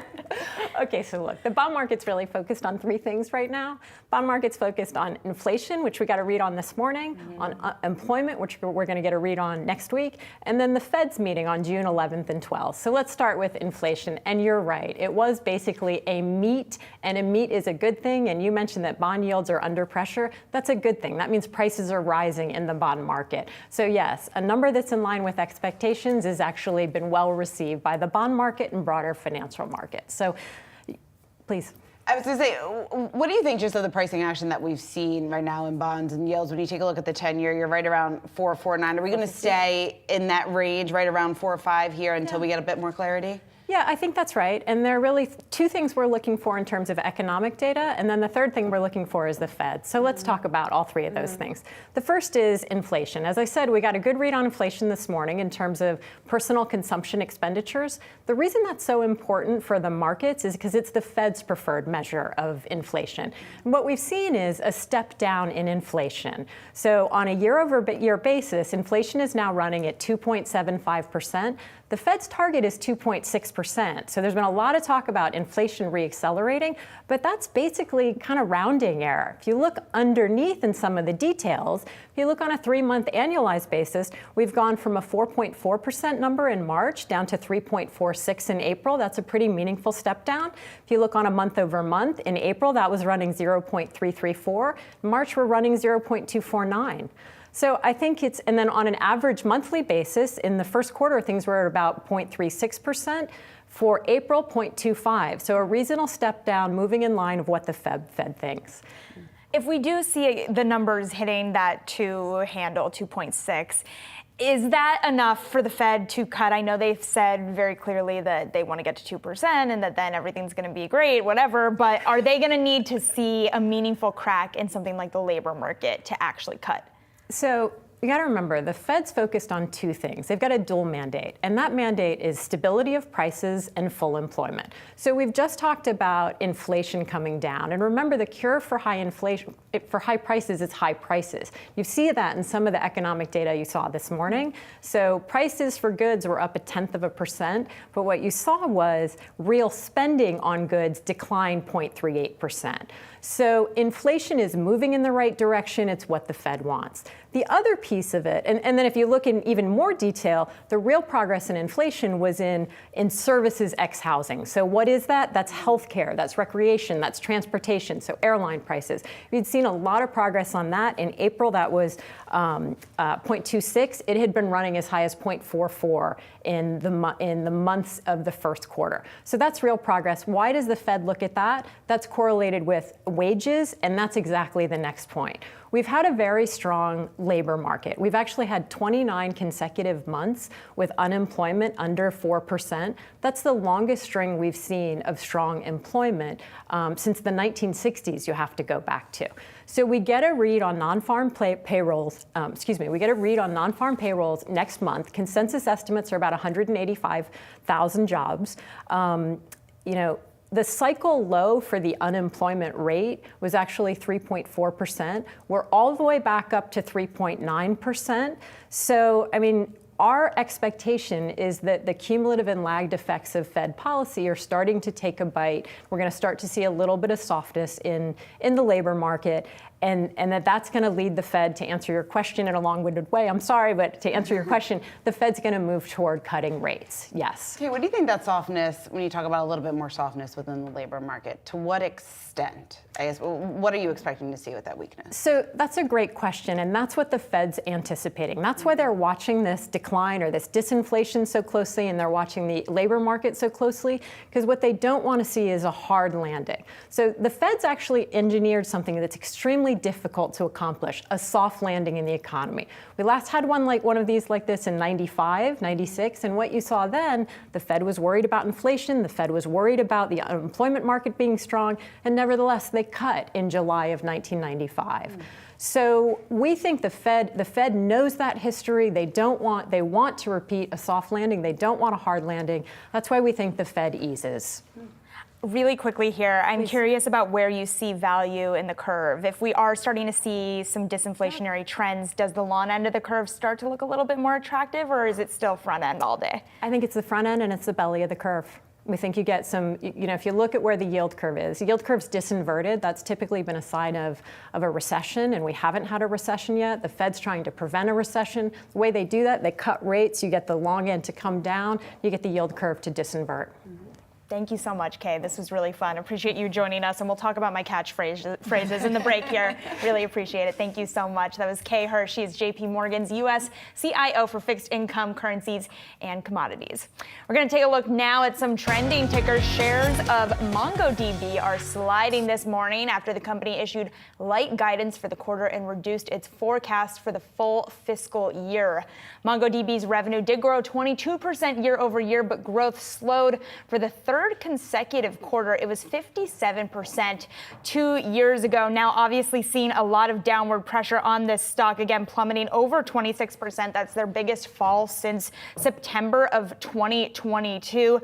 This is, as a reminder, just to take a step back, what is this company, right? This is a database software company cutting their full year forecast, putting a lot of downward pressure on this name. This is one of those tickers that pops up a lot here at Yahoo Finance. So it's one of those names that we continue to talk about because it is one of those names that tends to move off of the excitement surrounding AI. But when it comes to the business fundamentals that you're going to be getting when it's in the middle of earnings season, this is a company that is clearly struggling with that and has had what RBC Capital Markets calls a disappointing quarter, the skinniest beat in a long time in terms of revenue. And the outlook, Shauna, they're saying is underwhelming, the latest software company to come out with downbeat guidance. Yeah, and I think that's the most important point, right? When we talk about some of the weakness, it's not only MongoDB, it's not only some of the names that we've talked about in the last 24 hours when we take into account what we heard from Salesforce, but it's really this trend that we have seen industry-wide. When you take a look at some of those other results, you don't have to look any further than the results that we got out from Snowflake, from UiPath, from even Adobe here. They are investing in their AI capabilities, but I think the real question is how much is that going to move the needle and what is that really going to do to demand, at least in the short term? So when it comes to some of those weaker than expected results or weaker than expected guidance, obviously the street taking a bit of issue with what they just heard from MongoDB, and we're seeing that reflected in the stock price reaction. But again, this move it's off over 20%. It was earlier, I believe it's still off. Yeah, now just around 25%. This goes back to these massive swings that we've seen really over the course of the earnings season. If we're seeing any of these companies, especially ones who have been caught up in some of the hype surrounding AI, if they don't meet expectations, and many times if they don't significantly exceed expectations when it comes on the most recent quarter and also what they expect to see here in coming quarters, we're seeing many of these stocks punished. And I don't think you have to look any further than some of the losses we're seeing in MongoDB to really tell the story of this earnings season and where investor sentiment lies. All right, let's talk about Paramount, because the battle for Paramount, Skydance Media reportedly submitting a new offer for a merger with Paramount Global, and Paramount directors are expected to review the deal soon. That's according to the Journal. This is the latest twist in what has been feels like over a months-long battle here for the entertainment giant. Yahoo Finance's Alexandra Canal has the details on that. Ali, it's a new day, and we've got a new offer on the table. Yeah, it feels like these deals have just been all over the place over the past few months. A few weeks ago, it seemed like the Sony Apollo deal was going to win out. Then it felt like we were entering a period where maybe no deal at all. And now it seems like the Skydance deal is officially back on the table. According to the Wall Street Journal, Skydance submitted a sweetened offer that apparently is more favorable to both those voting shareholders along with with those non-voting shareholders. And that was really the crux of the issue here. When the Skydance deal was first introduced, Shari Redstone, she controls Paramount through her family's holding company, National Amusements. She has consistently been in favor of the Skydance deal, but those non-voting shareholders felt like the initial offer unfairly benefited Shari and came at the detriment to those other stockholders. So that's what's led to a lot of this back and forth. And even though we don't have an official deal yet, we've seen a ton of changes already at this company. Bob Bakish out as CEO. 4 directors are in his place. There have been some industry watchers that believe Paramount should try and fix their problems internally before they go and try and sell themselves. However, a lot of the issues that Paramount is facing, it's really industry-wide problems, the struggle to reach streaming profitability, the decline of linear TV. These are all issues that are not unique to Paramount. So, moving ahead here, any deal will have to first be approved by an independent committee of directors. Then it will ultimately be up to Shari. So future continues to remain unclear. The stock is down about 20% since the start of the year, but we are seeing shares up about 2% today. All right, Allie, thank you so much, as always, for joining us on this beat. I know you are covering it very closely for us, so we really appreciate it. Thank you so much. Now, moving on to another big story here. Billionaire investor Bill Ackman reportedly planning to take his investment firm Pershing Square public. That could come as soon as next year, according to the Wall Street Journal. Now, ahead of the IPO, Ackman reportedly selling a stake in the firm to investors in a funding round that's expected to value Pershing Square at about $10.5 billion, with the deal expected to close in the coming days. And just some context on this, Shauna, this is the holding that's going to have, in terms of the portfolio of stocks, this is the Ackman favorites of Chipotle, Hilton, Universal Music Group. But this is kind of a weird one in the world of hedge funds. This doesn't typically happen, at least I have not seen it happening, particularly following the financial crisis. So it would be kind of unprecedented move, but also potentially an opportunity for investors who like to follow someone like Bill Ackman to kind of get in on his holdings. Yeah, exactly. We certainly have seen kind of the tide turn just a bit when it comes to the debuts or lack thereof that we've seen in hedge funds. I think a lot of that just surrounds the uncertainty or unpredictability when it comes to their revenues based on performance fees, based on management. So it's really why we haven't seen a lot of those since investor sentiment really soured on hedge funds following the financial crisis and everything that we saw play out through 2008 and through 2009. But when it comes to this current valuation, at least reportedly, that we're going to see here from Pershing Square. Pershing Square telling investors, this is all according to the Journal again, that its valuation is warranted because it plans to bring in billions more in sticky assets. And he has that small concentration of stocks that he thinks are underperformers. You mentioned Chipotle, Universal Music, obviously one of those holdings as well. So what exactly the reception and demand is going to be like, I think that is very uncertain, just given everything that has played out over the last 16, 17, 18 plus years, and exactly how excited investors would be for an IPO like this. But again, it is notable, and we will see whether or not Ackman is able to capitalize on it. Obviously a very well-known name, more well-known just in terms of the headlines that we have seen. So we'll see how successful this is. But I think there's lots of questions just about what that demand is going to look like. Lots of questions and a punctuation point for Ackman, who has had a lot of volatility himself in the recent year here with regards to commentary on campus protests, also potential support for former President Trump's campaign. He is likely to back the former president. So a lot of news for the Bill Ackman followers out there to continue to follow. Now, the Biden administration unveiling guardrails this week for a controversial tool used to offset carbon dioxide emissions. Carbon removal technologies extract and sequester CO2 from the atmosphere, with companies buying those carbon credits to offset their overall emissions. BCG reporting demand for those credits has grown 800% since 2020 as firms are relying on that to reach their net zero goals. Now, big tech seen as the biggest buyer, with a consortium of investors, including Meta and Alphabet, backing a surprisingly low-tech solution to scale the market. Akiko Fujita set out to explore just how effective that process is for the latest episode of Next. This fight against climate change begins with one of the most abundant resources on the planet, with the backing of some of the largest tech companies. Basalt has long been considered the building blocks used in concrete and asphalt, but startup Lithos Carbon is using it to remove CO2 from the air. This material is what's chemically reacting with carbon dioxide to permanently capture and sequester it into a form that takes it out of the atmosphere. The company's operating with $57 million from a consortium known as Frontier, which includes Alphabet and Meta. The process, called enhanced rock weathering, happens naturally over thousands of years. But Lithos is accelerating the timeline by spreading the finest form of rock dust across farm fields, and companies are relying on the process to reach their net zero goals. You can catch that full episode of Next on Monday, June 3rd in Asking for a Trend. That is coming at 4:45 Eastern next week. We're going to be right back with more news after the break.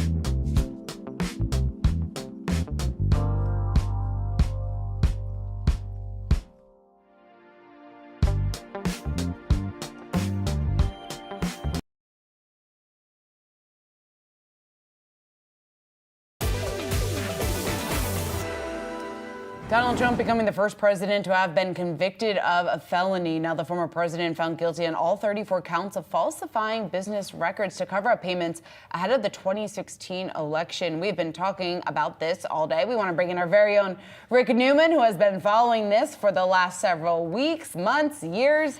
So, Rick, as we sum this up and our biggest takeaways here from what we've learned over the last 24 hours, my question to you is, this is it is the less serious of the three other cases that he is facing. So how does this set us up then ahead for the next 5 months? You said we've been talking about this all day, like, enough already. And it's only 11 a.m. We've got a lot more. We're barely getting started. So the three other cases are more serious. And, you know, for example, the sentencing would be a lot more strict than what we're seeing here.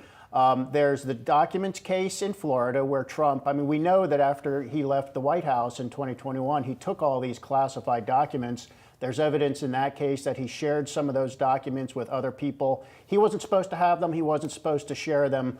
And those are serious offenses if he's convicted. I mean, people who have done far less in terms of sharing classified information or possessing it when they shouldn't have gone to jail for 10 years or more. So that's serious. We don't know when that case is proceeding very slowly. It's definitely not going to happen before the election. In Washington, D.C., there's a charge against Trump for his role in instigating the riots at the Capitol on January 6, 2021. We're waiting for a Supreme Court hearing there to say to what extent can Trump be charged with that. The Supreme Court could rule, probably will rule by the end of June. But then that case probably also will not get started before the election. And then there's the Fulton County, Georgia case on Trump's interference in the election, where he got on the phone with people running the election down there and told him to find something like 12,000 votes so he could win instead of lose Georgia. That has also taken a swervy course with some questions about Fani Willis appointing her former boyfriend to be the prosecutor, which was a really real head-scratching move. But that has now, for the most part, passed, and that trial will get underway eventually, but also probably not until after the 2024 election. So if Trump wins, he can withdraw the 2 federal cases so that he just doesn't have to go to trial there. He cannot withdraw the Fulton County case, which I guess will maybe get underway in 2025.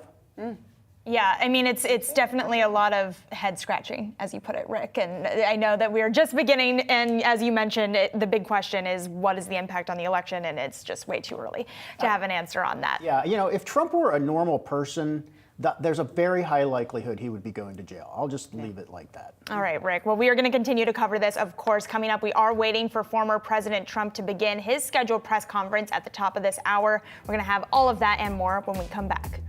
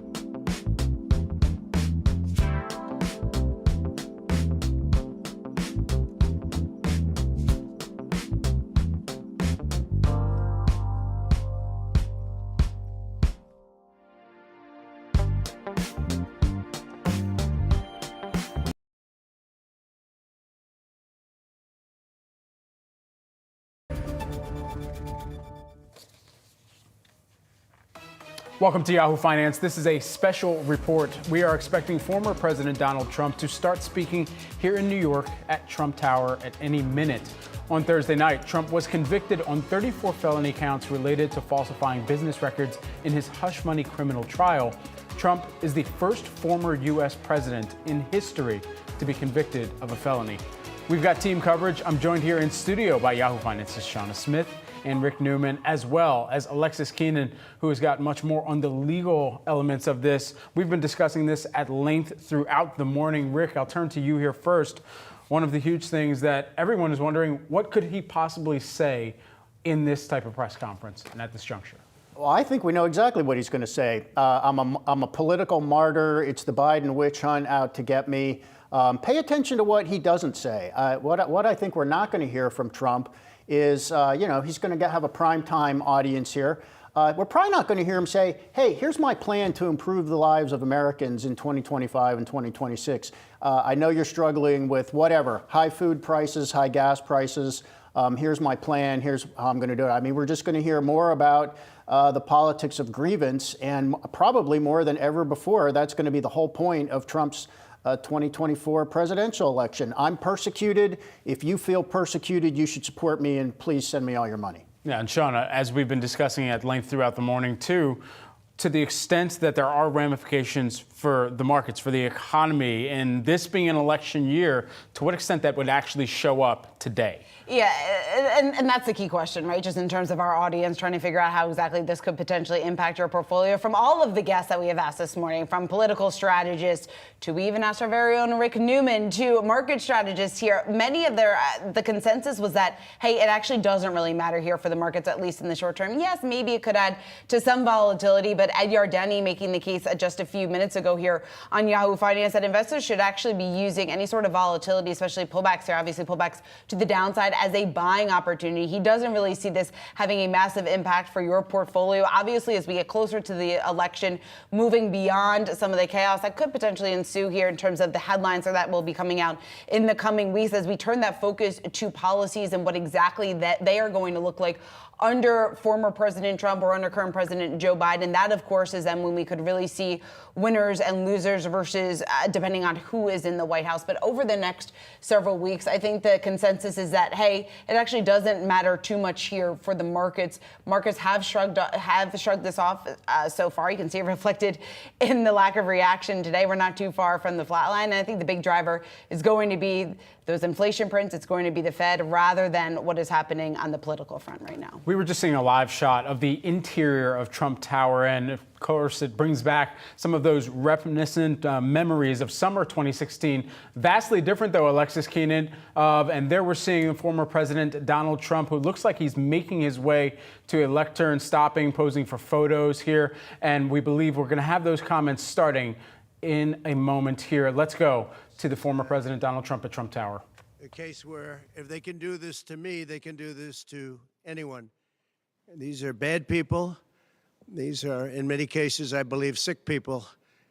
When you look at our country, what's happening, where millions and millions of people are flowing in from all parts of the world, not just South America, from Africa, from Asia, from the Middle East, and they're coming in from jails and prisons, and they're coming in from mental institutions and insane asylums.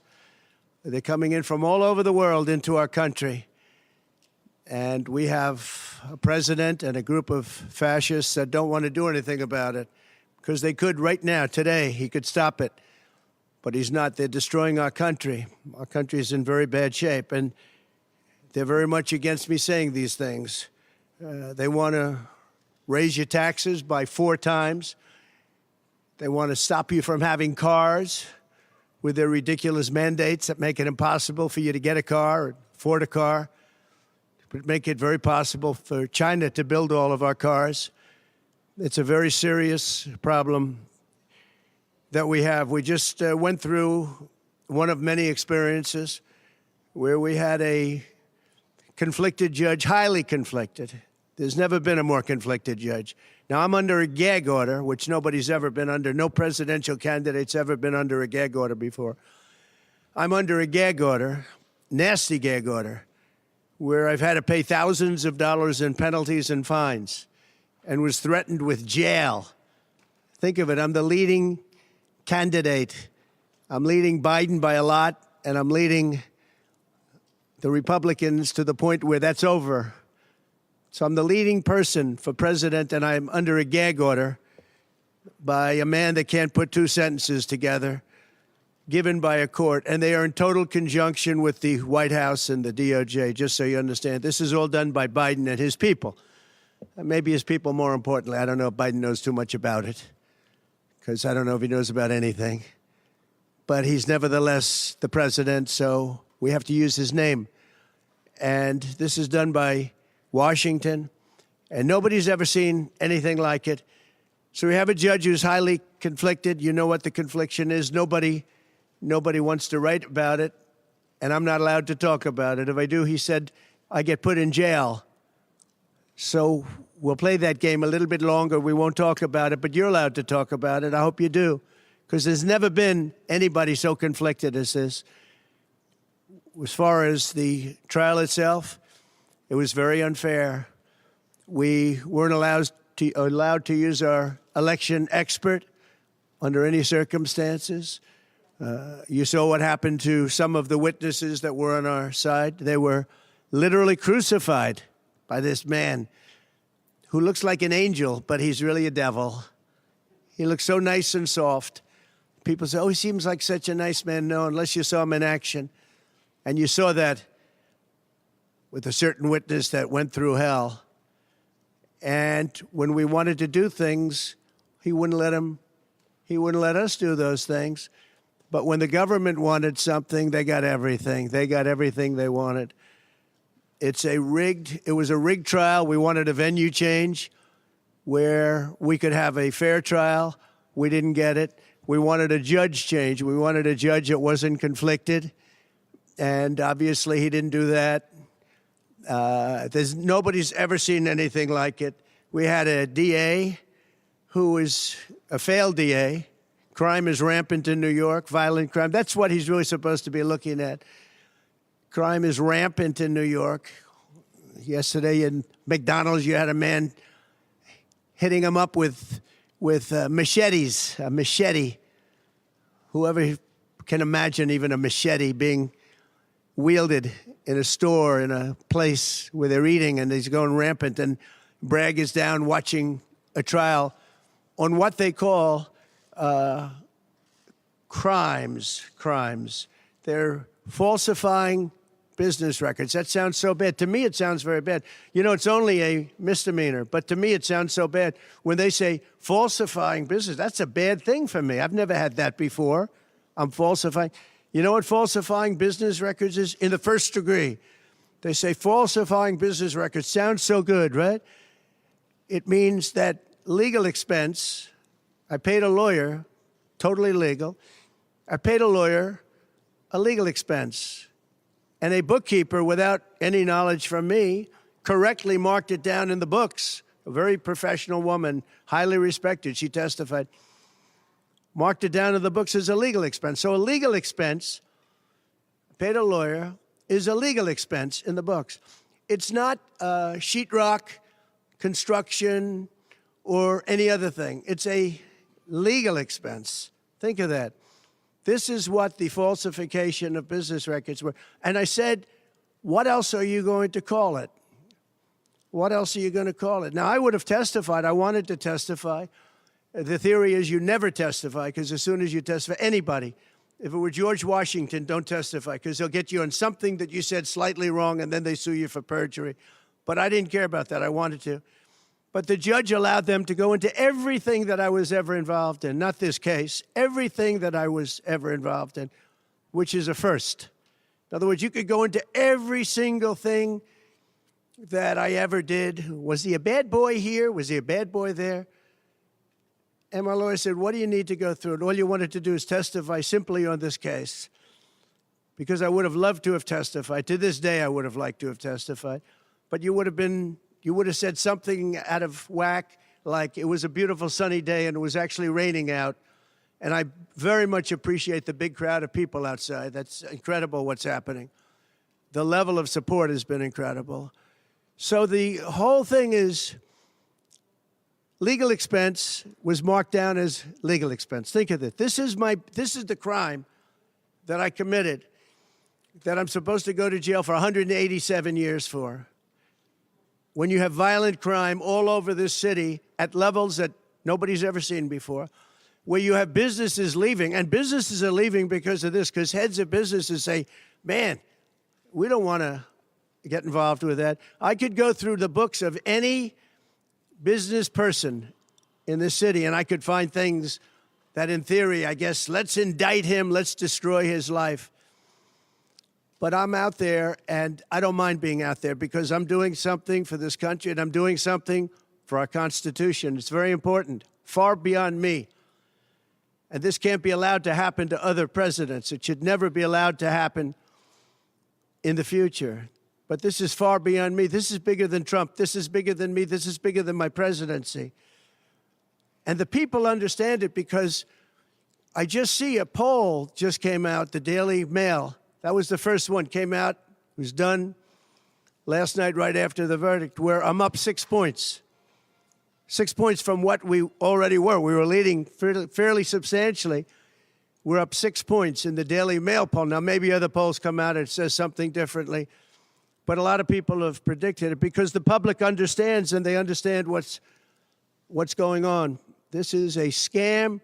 There's a rigged trial. It shouldn't have been in that venue. We shouldn't have had that judge. He should have allowed us to have an election expert. We had the best expert, most respected expert, head of the Federal Elections Commission. He was all set to testify. He was waiting for 2 days.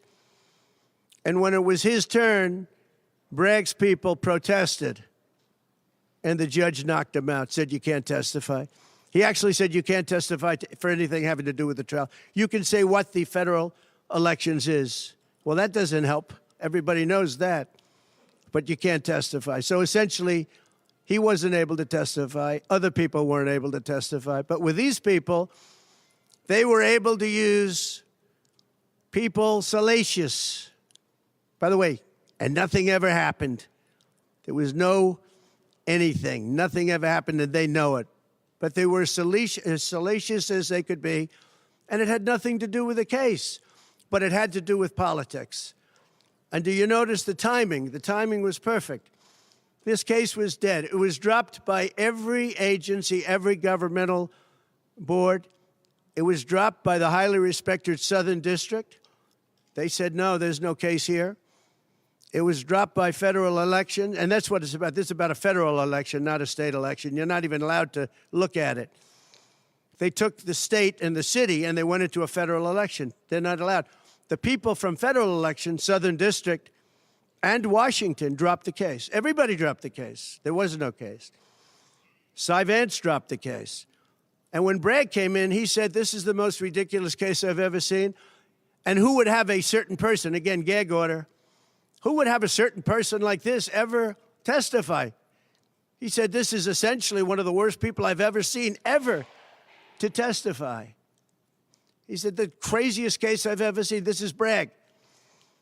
Then when I announced I was running for president, long time later, they decided to revive this case.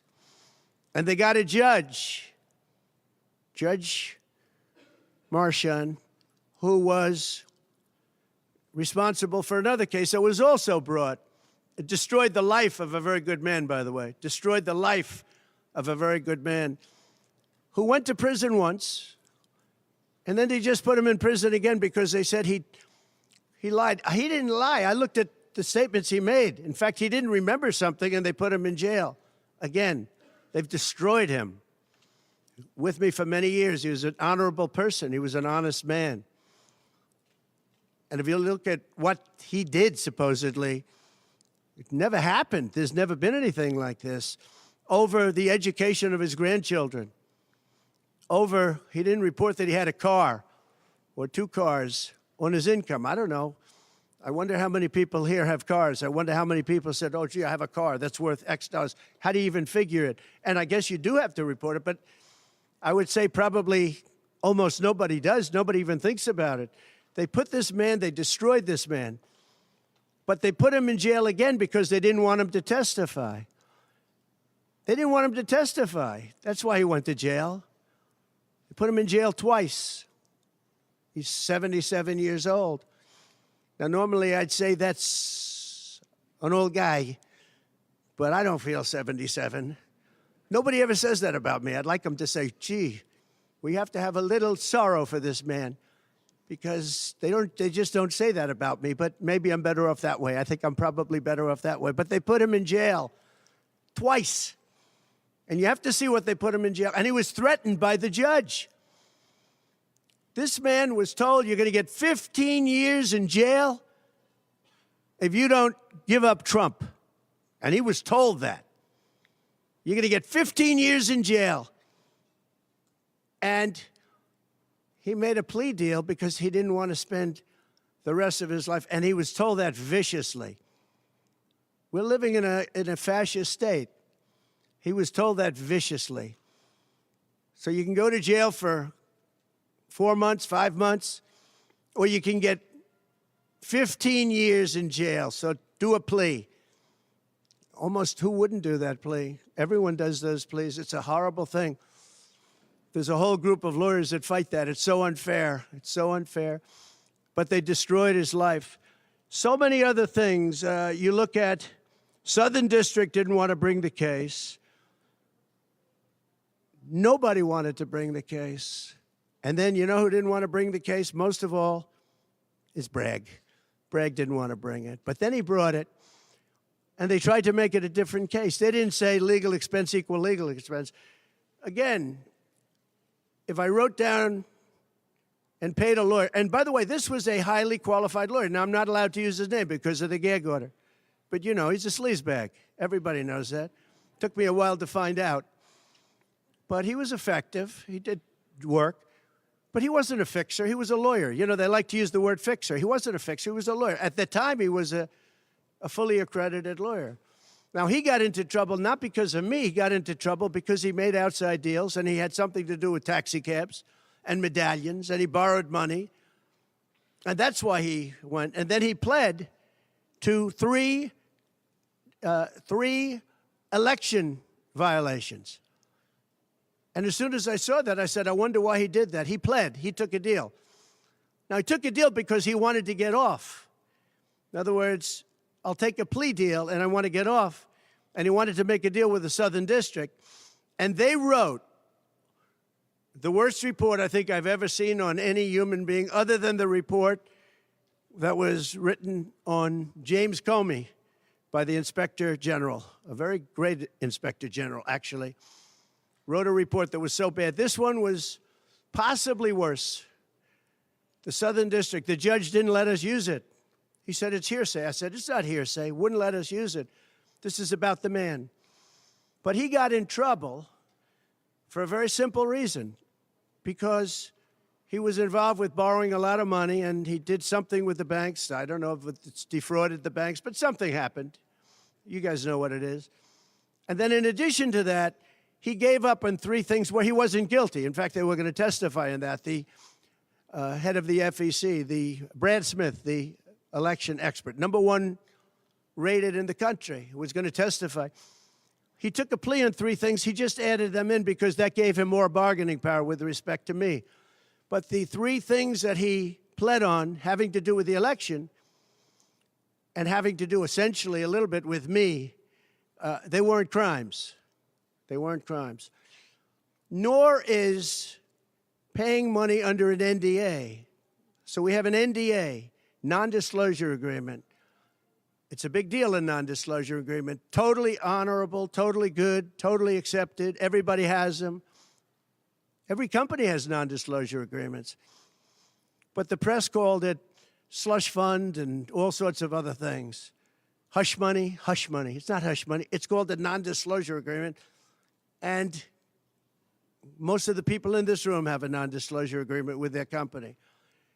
It's a disgrace. So it's not hush money. It's a non-disclosure agreement, totally legal, totally common. Everyone has it. And what happened is he signed a non-disclosure agreement with this person, I guess other people, but it's totally honest. You're allowed to make the payment. You don't have to make it. You can make it any way you want. It's a non-disclosure agreement. And he signed that. And there was nothing wrong with signing it. And this should have been a non-case. And everybody said it was a non-case, including Bragg. Bragg said, until I ran for office. And then they saw the polls. I was leading the Republicans. I was leading the Democrats. I was leading everybody.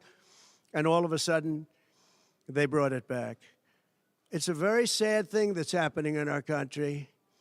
And it's a thing that I'm honored. In a way, I'm honored. It's not that it's pleasant. It's very bad for family. It's very bad for friends and businesses. But I'm honored to be involved in it because somebody has to do it. And I might as well keep going and be the one. But I'm very honored to be involved because we're fighting for our Constitution. The money that was paid legally. There was nothing illegal. In fact, the lawyer in creating the NDA, because at that time he was a fully accredited lawyer. He wasn't a fixer. I never thought of him as a fixer. The media called him a fixer, or the prosecutors called him a fixer. He was a lawyer, and he was fairly good. Later on, I didn't like what he did. I didn't like, for instance, I didn't like that when I became president, he went around and made deals with companies. When I heard that, he was gone. He was gone. And he had payments coming to him, and a lot of this involved things that are very simple. There was nothing wrong. This was standard stuff, all standard stuff. Everything involved was standard. There was no crime here. In fact, I just watched a couple of the reports. You watched Jonathan Turley, Andy McCarthy, Greg Jarrett. You look at all of these people, Mark Levin, all very talented people, great people, many more. And they don't know me, essentially. They don't know me. They're legal scholars and experts. But I look at them. I watched Turley this morning saying, there's no crime here. Everybody says there's no crime here, except for this DA that's got the city out of control with crime. It's absolutely out of control. That was former President Donald Trump following his criminal conviction related to falsifying business records in his hush money trial. He is at Trump Tower continuing to give a disorganized array of comments, and wide-ranging as they may be. Let's bring in our own Rick Newman, who's been sitting here next to me, tracking and keeping tabs on exactly what the former president is saying here. So that is Trump's, for people who are watching, that is Trump's reelection pitch. I mean, I think this is now going to become a staple of his rallies where he goes out. I mean, this is going to be now the top of his list of grievances. But let's just go through, and we can't fact check everything he's saying there. There are a lot of misstatements there, but just a couple of things I'll address. He said nobody wanted to bring this case. It's old news. Even Alvin Bragg, the district attorney, didn't want to bring this case. Here's what actually happened. This information about the hush money payment to Stormy Daniels became public because journalists ferreted it out. It was first put out there by a Wall Street Journal article in 2018, I believe.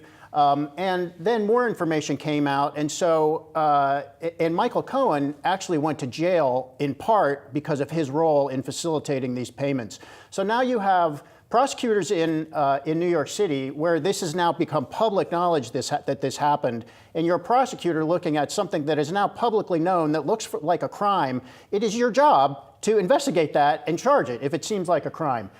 So that's basically what Alvin Bragg did here. It does not involve the U.S. Justice Department, as Trump said. This is New York State and the city prosecutor in New York City.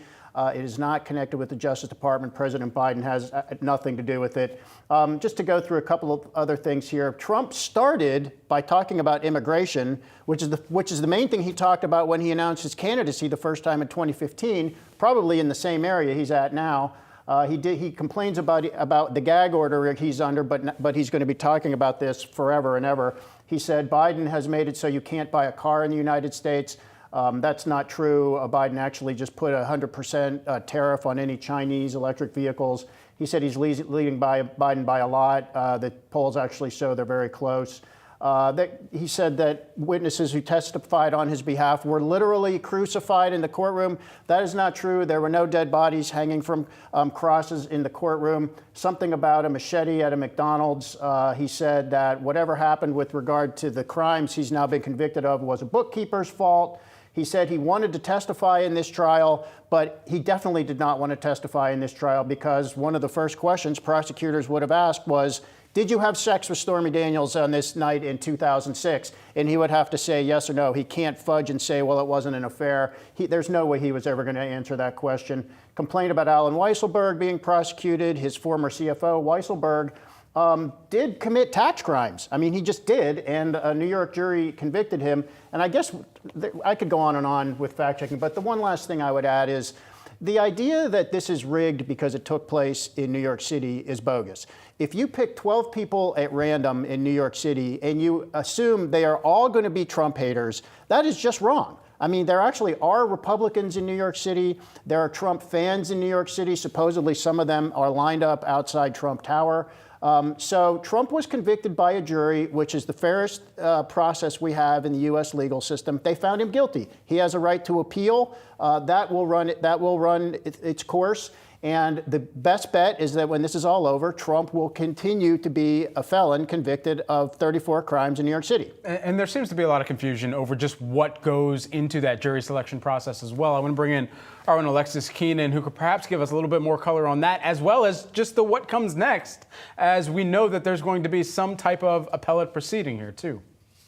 Yeah, so that one is a guarantee, I think, here. So Trump's fate, though, now really in the hands of the trial judge at this stage, but he's got a lot of campaigning to do before that, after that. And all these questions swirling around, will the trial judge send him to jail? If so, will he grant him bail? So let's kind of walk through what this timeline looks like over the course of the rest of the year here. So starting out on June 4th, you have Democratic primaries in some states. You've got the GOP non-binding primaries. You also jump then to beyond that, a few weeks from now, June 27th. That's when the first presidential debate is supposed to take place with CNN. We'll see if that happens. Some things to iron out from both sides before then. Then jump to June 29th. That is a critical date for Trump and his team. That's when his appeal in this case is due, barring any extension.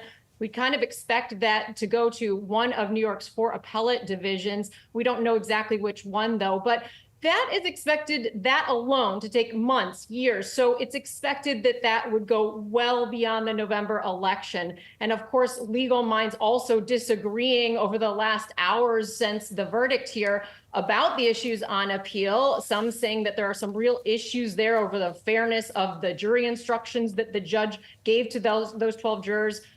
Next, jump to July 11th, another critical date for Donald Trump. That's when he's going to have to appear in front of this trial judge that he just talked about so much. And he's going to have to face his sentencing. And so that is going to come just 4 days before the GOP convention. And the sentence, it's up to the judge. Now, most defendants who are convicted at this level, it's a Class E felony. It's the lowest level type of felony. Most of them are not sent to jail. So that's in Trump's favor. Also in his favor is just his age. He's 77 years old. He doesn't have a criminal record. Also some arguments out there that it just wouldn't be good for the country. But on the other hand, he did violate the judge's gag order, and the judge can take that into consideration when deciding what the sentence should be. And there are some questions there, too, because I don't believe the gag order has been lifted yet. And just Trump speaking there today, whether he tiptoed around the gag order and trying to abide by it today is questionable. So that's going to come into play. And then you jump down further, back into July, the tail end of July, you've got the national conventions for both parties. And then you have a series of debates through September, all before that election on November 5th, guys. All right, there we're taking a look at some of that timeline once again. Alexis, thank you so much for breaking this all down. Rick, stick with us here. We've got much more to discuss here with more reaction to former President Donald Trump's remarks. Is Terry Haynes, Pangea Policy founder. Terry, the old saying, I believe, goes, history doesn't always repeat itself, but it may rhyme. And in this case, it's kind of repeating itself just a little bit. There are traces of what we've heard from Trump before from that same location in 2016, now again here in 2024, with the added wrinkle or hiccup of now a 34-count felony conviction that is set to be appealed. I want to get your take on everything as it's continuing to play out in front of our eyes. Well, two things, and thanks for having me on. Two things. One is that, sure, a lot of this is about the politics of grievance, but it shouldn't be missed that interwoven with a lot of that was the idea that they're trying to, that the powers that be, the entrenched, the elites, are trying to stop Trump because they don't want action on the border. They don't want to make the economy better. This is part of what the, coming to take your cars and letting the Chinese EVs in is about. He even mentioned taxes. He also talked about the New York, being with businesses leaving and crime up, that sort of thing. So, all those issues are what, his core and other people are going to hear. And so this is all interwoven for good or ill, and well done or not well done. Second thing is, for markets, I think it needs to be understood that the conviction, I think, is a small net negative for Trump's election chances. I've been non-consensus in saying that in November, I think Biden's going to squeak through to a win. I think that just became a little bit more likely today. This, Trump is in a situation now where he needs to unify the Republican Party. He needs to get a majority of independents in order to win. That's how he won in 2016. That's how he lost in 2020, is the inability to do that. So far, the Republican Party is still split, evidenced by primaries with 20 to 40% for Haley when she was a candidate, even 15% in Pennsylvania recently when she wasn't. So you've got a split there, and you've got independents that Trump's underwater with those independents. So, that's a serious problem. And he's going to have to take much more drastic action to try to unify the party, and this makes that harder too, because you've got enough voters in swing states who are saying, well, you know what, this polled so far anyway, that this makes it a little less likely that I would support Trump in November, that he's going to have to do something to get over that. Now, as was pointed out a minute ago, there are plenty of opportunities to try to do that. There are plenty more bumps in the road between the debate, the sentencing, the Republican National Convention, all the rest. And finally, let's not forget that President Biden's going to have his own legal troubles too, in the persona of his son, who is going to have two trials this summer and fall. First is about to start. Second one, I think, is in September. So, there's going to be an awful lot of ability for both sides to sling mud, and both sides, frankly, to try to attack the other while pumping up their bases at the same time. So this isn't just kind of a one and done for Trump. Terry, if you were advising President Biden how to handle this, the Trump conviction, what would you tell him? Would you say basically just stay quiet and let Trump ramble the way he's doing there? Would you say, no, get out there and troll Trump on this, play dirty the way he plays dirty, or something different? Well, Biden's doing two things that I think are both politically necessary. One, for pumping up the base purposes and for fundraising purposes. He is starting to repeat, and will continue to repeat for the next 5 months, the phrase convicted felon as much as possible. And at the same time, what he's doing is suggesting that, they've already done this in public statements, for example, saying that, the ultimate test here, the ultimate jury for Trump, if you will, is going to be the November election. They've judged they need both of those messages and to move forward. And people will selectively hear one or the other based on whether they're involved in fundraising, whether they're part of the base, or whether or not they're an independent voter that Biden's trying to appeal to. One reason I have Biden as a little more likely to win than Trump is because I think that I think the message discipline that Biden will have will be superior, even though the message isn't great in a lot of ways, including inflation and prices, border, for example. But the message discipline will be superior, I think, and also I think the get out the vote effort will be superior. And in states where Biden is essentially neck and neck with Trump, which is all of the swing states effectively, they're going to need that superior discipline to win. They learned from the Clinton campaign, which didn't have that discipline, and showed that they had it in 2020. I think they have it again this year. Terry Haynes, Pangea Policy Founder. Terry, thanks so much for standing by and hopping on with us here on Yahoo Finance. Appreciate it. My pleasure. Certainly. We're joined now by Steve Clemens, who is the Washington Note publisher and editor. Rick, still standing by here with us as well. Steve, you were just listening in to what Terry Haynes had to say, giving the edge to Biden in November. As of today, as of this event, how much does this event move the needle for the general election? Look, I think it's a real toss-up, and I think Rick Newman framed it right. This is what we're going to hear from Donald Trump throughout the rest of the campaign. This is a defining moment historically. It's also going to be the way that President Trump continues to play this victim card, a victim of the system, and why the system needs to be strangled and brought to its knees. That is all Donald Trump. It's a kind of pugnacious nationalism, let's take back the country kind of ethic. And so I think it's going to play well for those people who like Donald Trump and who feel frustrated with the system. I don't sense that it's going to play well with any Democrats, and I don't sense that many independents are complicated. They're not on one line or the other. But Donald Trump is losing the reasonableness race right now of someone who's likable. And I think it's very, very hard to get a public to maintain anger and frustration for month after month. If there's anyone that can do it, Donald Trump can. But I think the public at the end wants to feel more hopeful and optimistic about something. And that is not what we're hearing from Donald Trump. And that's not the campaign card that I think he's going to play. So I think I'm in Terry's camp. But look, I still think there's so many issues in this race, and it's a toss-up. And it's going to come down to independent voters, not Republicans or Democrats, in these battleground states.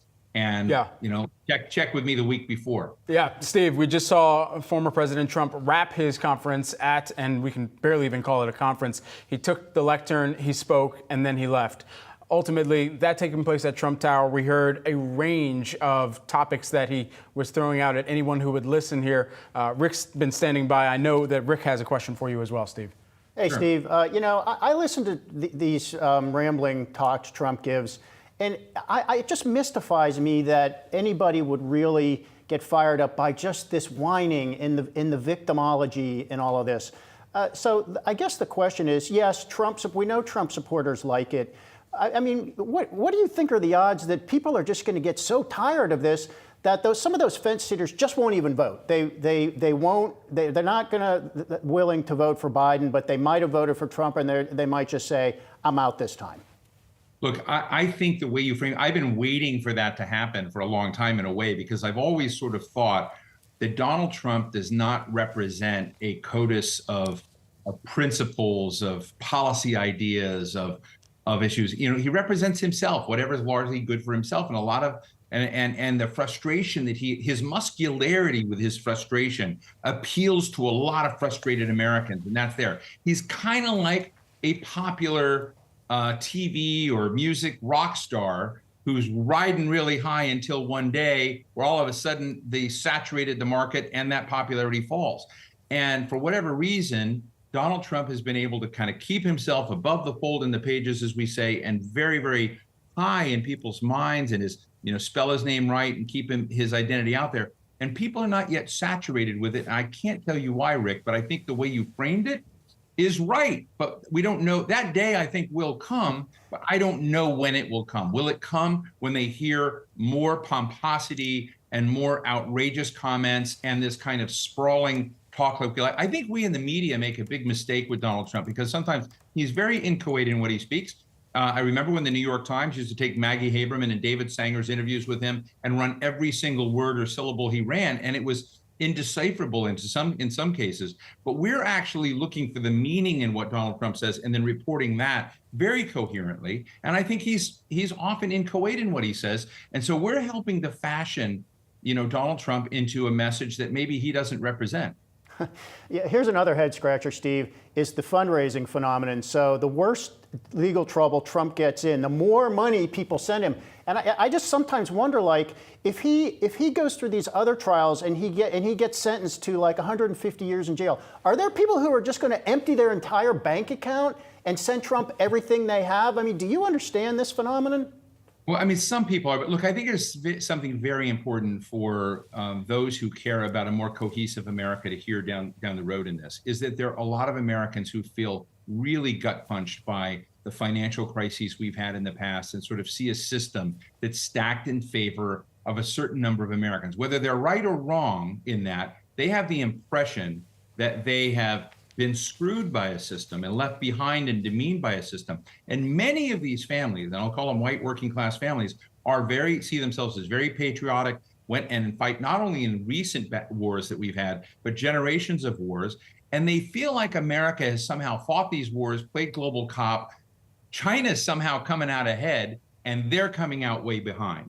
And so they don't care about Washington. They don't care about policy. They really want someone who's going to be a wrecking ball for this place, because it only brings them tragedy and essentially humiliation. And that humiliation in politics is something I don't think Democrats have figured out how to reach to.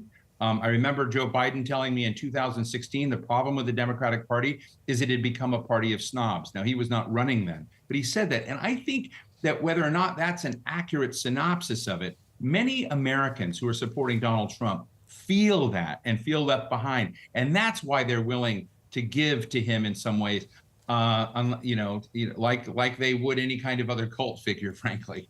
Steve, just lastly, while we have you, I mean, even within that and the international and foreign relations element and representing America on that world stage, it seemed 2020 had become almost a poll or an election of decency. At least that's what the ultimate pitching came down to. What is 2024 in that kind of same analogy, if you will? Look, I think I tend to still be optimistic about America, but I think America is feeling fragile with its identity and its place in the world. It's feeling fragile at home. Like, you look across a lot of economic indicators and they have never been better. Even the markets are sky high, except the last couple of days. But when you kind of look broadly at these economic measures, you have the inflation thing that really, really hit people. And I got to tell people, the bulk of these voters that we're talking about, they eat at Arby's, they eat at Burger King, they may grab a coffee and a roll at Starbucks, and we're seeing the profits coming out of the grocery sector, and they're astronomically high. That is really bad for Joe Biden. And I think that level, many people are not junkies sitting around for the next political hit one way or another. They're asking themselves, do they feel anxious or do they feel confident in the future? And the truth is, right now, there's a lot of anxiousness, and you just have to deal with it and process it. Both parties do. And I think the Biden team and the Democratic Party have done a lot of deep structural things that have not impressed or relieved the anxiety of a lot of Americans. And what Trump and the GOP right now are doing is saying it's all their fault for not responding to your kitchen table economics and coming around and helping to relieve some of your, front-facing problems. So in that's what this election is going to be fought over. Steve Clemons, the Washington Note publisher and editor. Thanks so much for joining us here on Yahoo Finance. And thanks to our very own Rick Newman as well. Good to see you, Steve. Good to see you, Rick. This has been a Yahoo Finance special report on former President Donald Trump's criminal conviction in his hush money trial. We've got much more Yahoo Finance after the break.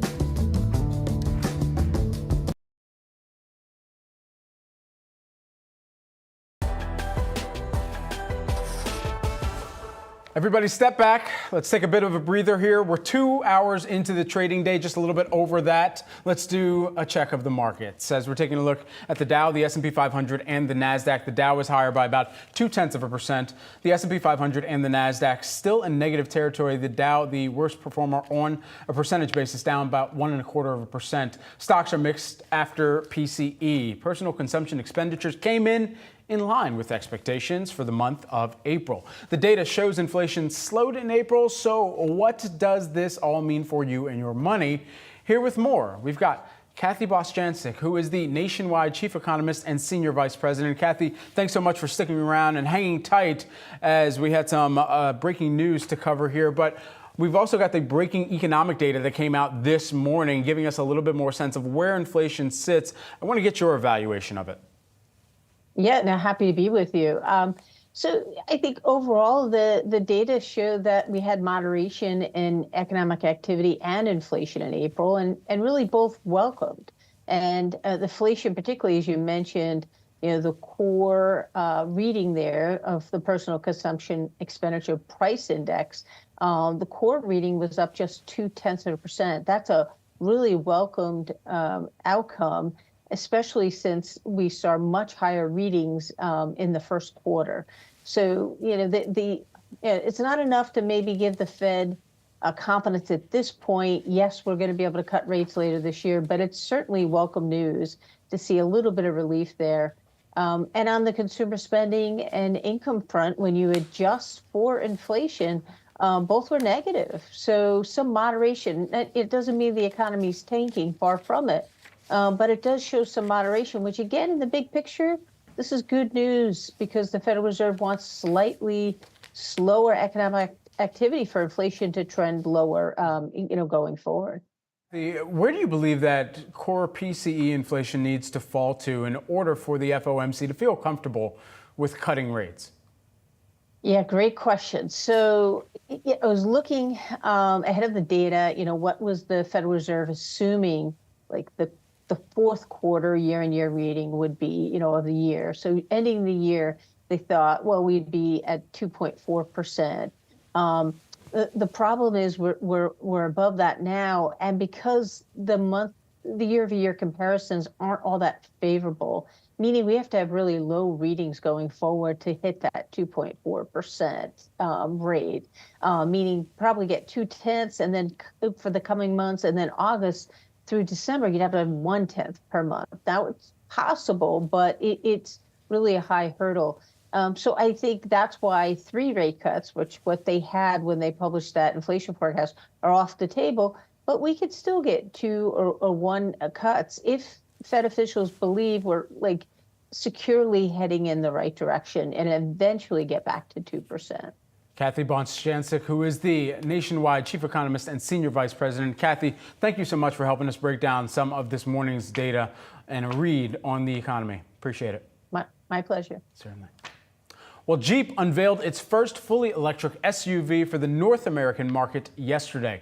Our very own Pras Subramanian is live from the floor of the New York Stock Exchange with the Jeep CEO. Pras, take it away. Hey, Brad. Yeah, we're actually outside the NYSE here with the all new first ever Jeep EV, the Wagoneer S here. Joining me now is Jeep CEO Antonio Filosi. Antonio, this car is entering a very competitive market right now, EV market. What makes you think that this car at $72,000 is going to stand out from the competition? First of all, it's a Jeep. So it embodies all the values that the Jeep represents: freedom, authenticity, love for adventure, and passion of our community. Second, it's unbelievably well engineered. This very good engineering provided to this car the best specs in the market. For instance, speed and acceleration. It goes from 0 to 60 in less than 3.4 seconds. Power, it's got 600 horsepower plus. Range, it's got 300 miles plus of range. Technology, 45 inches inside of usable display. Luxurious and sophistication. The choice of material, the beautiful of the craftsmanship is top class. The sides, This guy has leg size inside leg room better than Grand Cherokee, for instance, which is a larger Jeep. So really we're talking about many attributes that specs-wise, range-wise, and technology-wise, and capability-wise, the Jeep, so it's very capable. It's all-wheel drive in the range. It's got the cellar terrain to go off-road, gives a plus to the market. You know, speaking of the market, we're talking about Stellantis, GM, Ford, all sort of reevaluating their EV plans, but here we see Jeep coming out with the Wagoneer S. Why do you think now is the right time to bring this car to market when there may be some hesitancy with EVs? Yeah. Well, as you can see, the growth of EV is still there with a pace which is lower than expected, but is growing in the industry, number one. Number two, this is one element of our complete strategy. What is our strategy? We call it freedom of choice. Today in the market exists 7 powertrain systems, right? So you got the high-Z, you got the mild hybrid, you got the hybrid, you got the plug-in hybrid, you got the battery electric vehicle, you got the REV, the extended range, and finally the fuel cell. You take out the fuel cell, all the other 6 will be part of our strategy. That means that we will be provided in our range. This comes battery electric vehicle, number one. Then we will have in 3 months the Jeep Recon, which is purely off-road, the excellence of capability, off-road capability, that's coming with the battery electric vehicle and other options. Yeah. And then 6 months later, we'll have what will be the substitution of the old Jeep Cherokee, brand new car, we don't know the name yet, that is coming with different options of powertrain. So the freedom of choice to us means flexibility. You as a consumer or Jeep lover or somebody that wants to buy the first Jeep will have many possibilities of selection. So, you know, the Wagoneer S came under the $80,000 EV tax credit limit, so that means it will qualify for that EV tax credit. Now, Donald Trump, who's running for president, has said that he wants to get rid of that EV tax credit. Is that a concern for Jeep, not just for this vehicle, but also other vehicles going forward? No, not at all. Obviously, we want to get it, and this is the full loaded. So the other version that will come that are not as loaded as this one, this has sunroof, for instance, that you can open it. It's going to get even more competitive. So yes, we want that. It's a part of our strategy. And whatever the new president of the United States wants to decide, we'll be open to compete as the other competitors. You know, also here are 2 other vehicles, the Grand Cherokee and also the Rubicon Wrangler. Both of them are the 4xe hybrid models, plug-in hybrid models. Those cars have been selling quite well. What do you expect to see from Jeep from going forward from a hybrid point of view? Are you going to still lean in on those cars too? Yeah, for sure. As I said to you, we will offer 6 powertrain combination in our entire Jeep range. That means that we will have more PHEV, we will have HEV, we will have globally, not here, mild hybrids, we will have IZ that stays still at the core of the market. We will have battery electric vehicle, and next year we are coming Jeep Wagoneer and Jeep Grand Wagoneer with the extended range. So the REV technology, what has been recently offered from Stellantis by Stellantis to another brand. So really we want to be flexible in the market to have all consumers have a reason to be interested into a Jeep. So a lot of Jeeps out here in front of the NYSE, a battery electric as well as hybrid, and maybe some range extenders down the line. We'll see how it all pans out for Jeep going forward in 2024. Antonio, thank you so much for joining us. Very nice to be here with you. Brad, back over to you. Pras, I was just telling our team, it's one of my favorite occurrences when we have cars lined up outside of the NYSE. Great stuff there, Pras. Appreciate it. All right, DAPS all around. Everyone, let's do a quick final check of the markets, let you know where things stand as we get closer to the beginning of the lunch hour, 12 noon here on Wall Street, there where Pras Subramanian was standing by. And then we're taking a look at the Dow. The S&P 500 and the Nasdaq, we are mixed right now. The S&P 500 and the Nasdaq in negative territory, although it's been a good month of May here as we close out the final trading session of May in just a few hours, as we're taking a look at the Dow holding on to gains of about 0.1%. Well, that's it for today, everyone. I'm Brad Smith. Thanks so much for watching, and stay tuned for Market Domination with Julie Hyman and Josh Lipton. That's coming up at 3 p.m. Eastern. You don't want to miss it.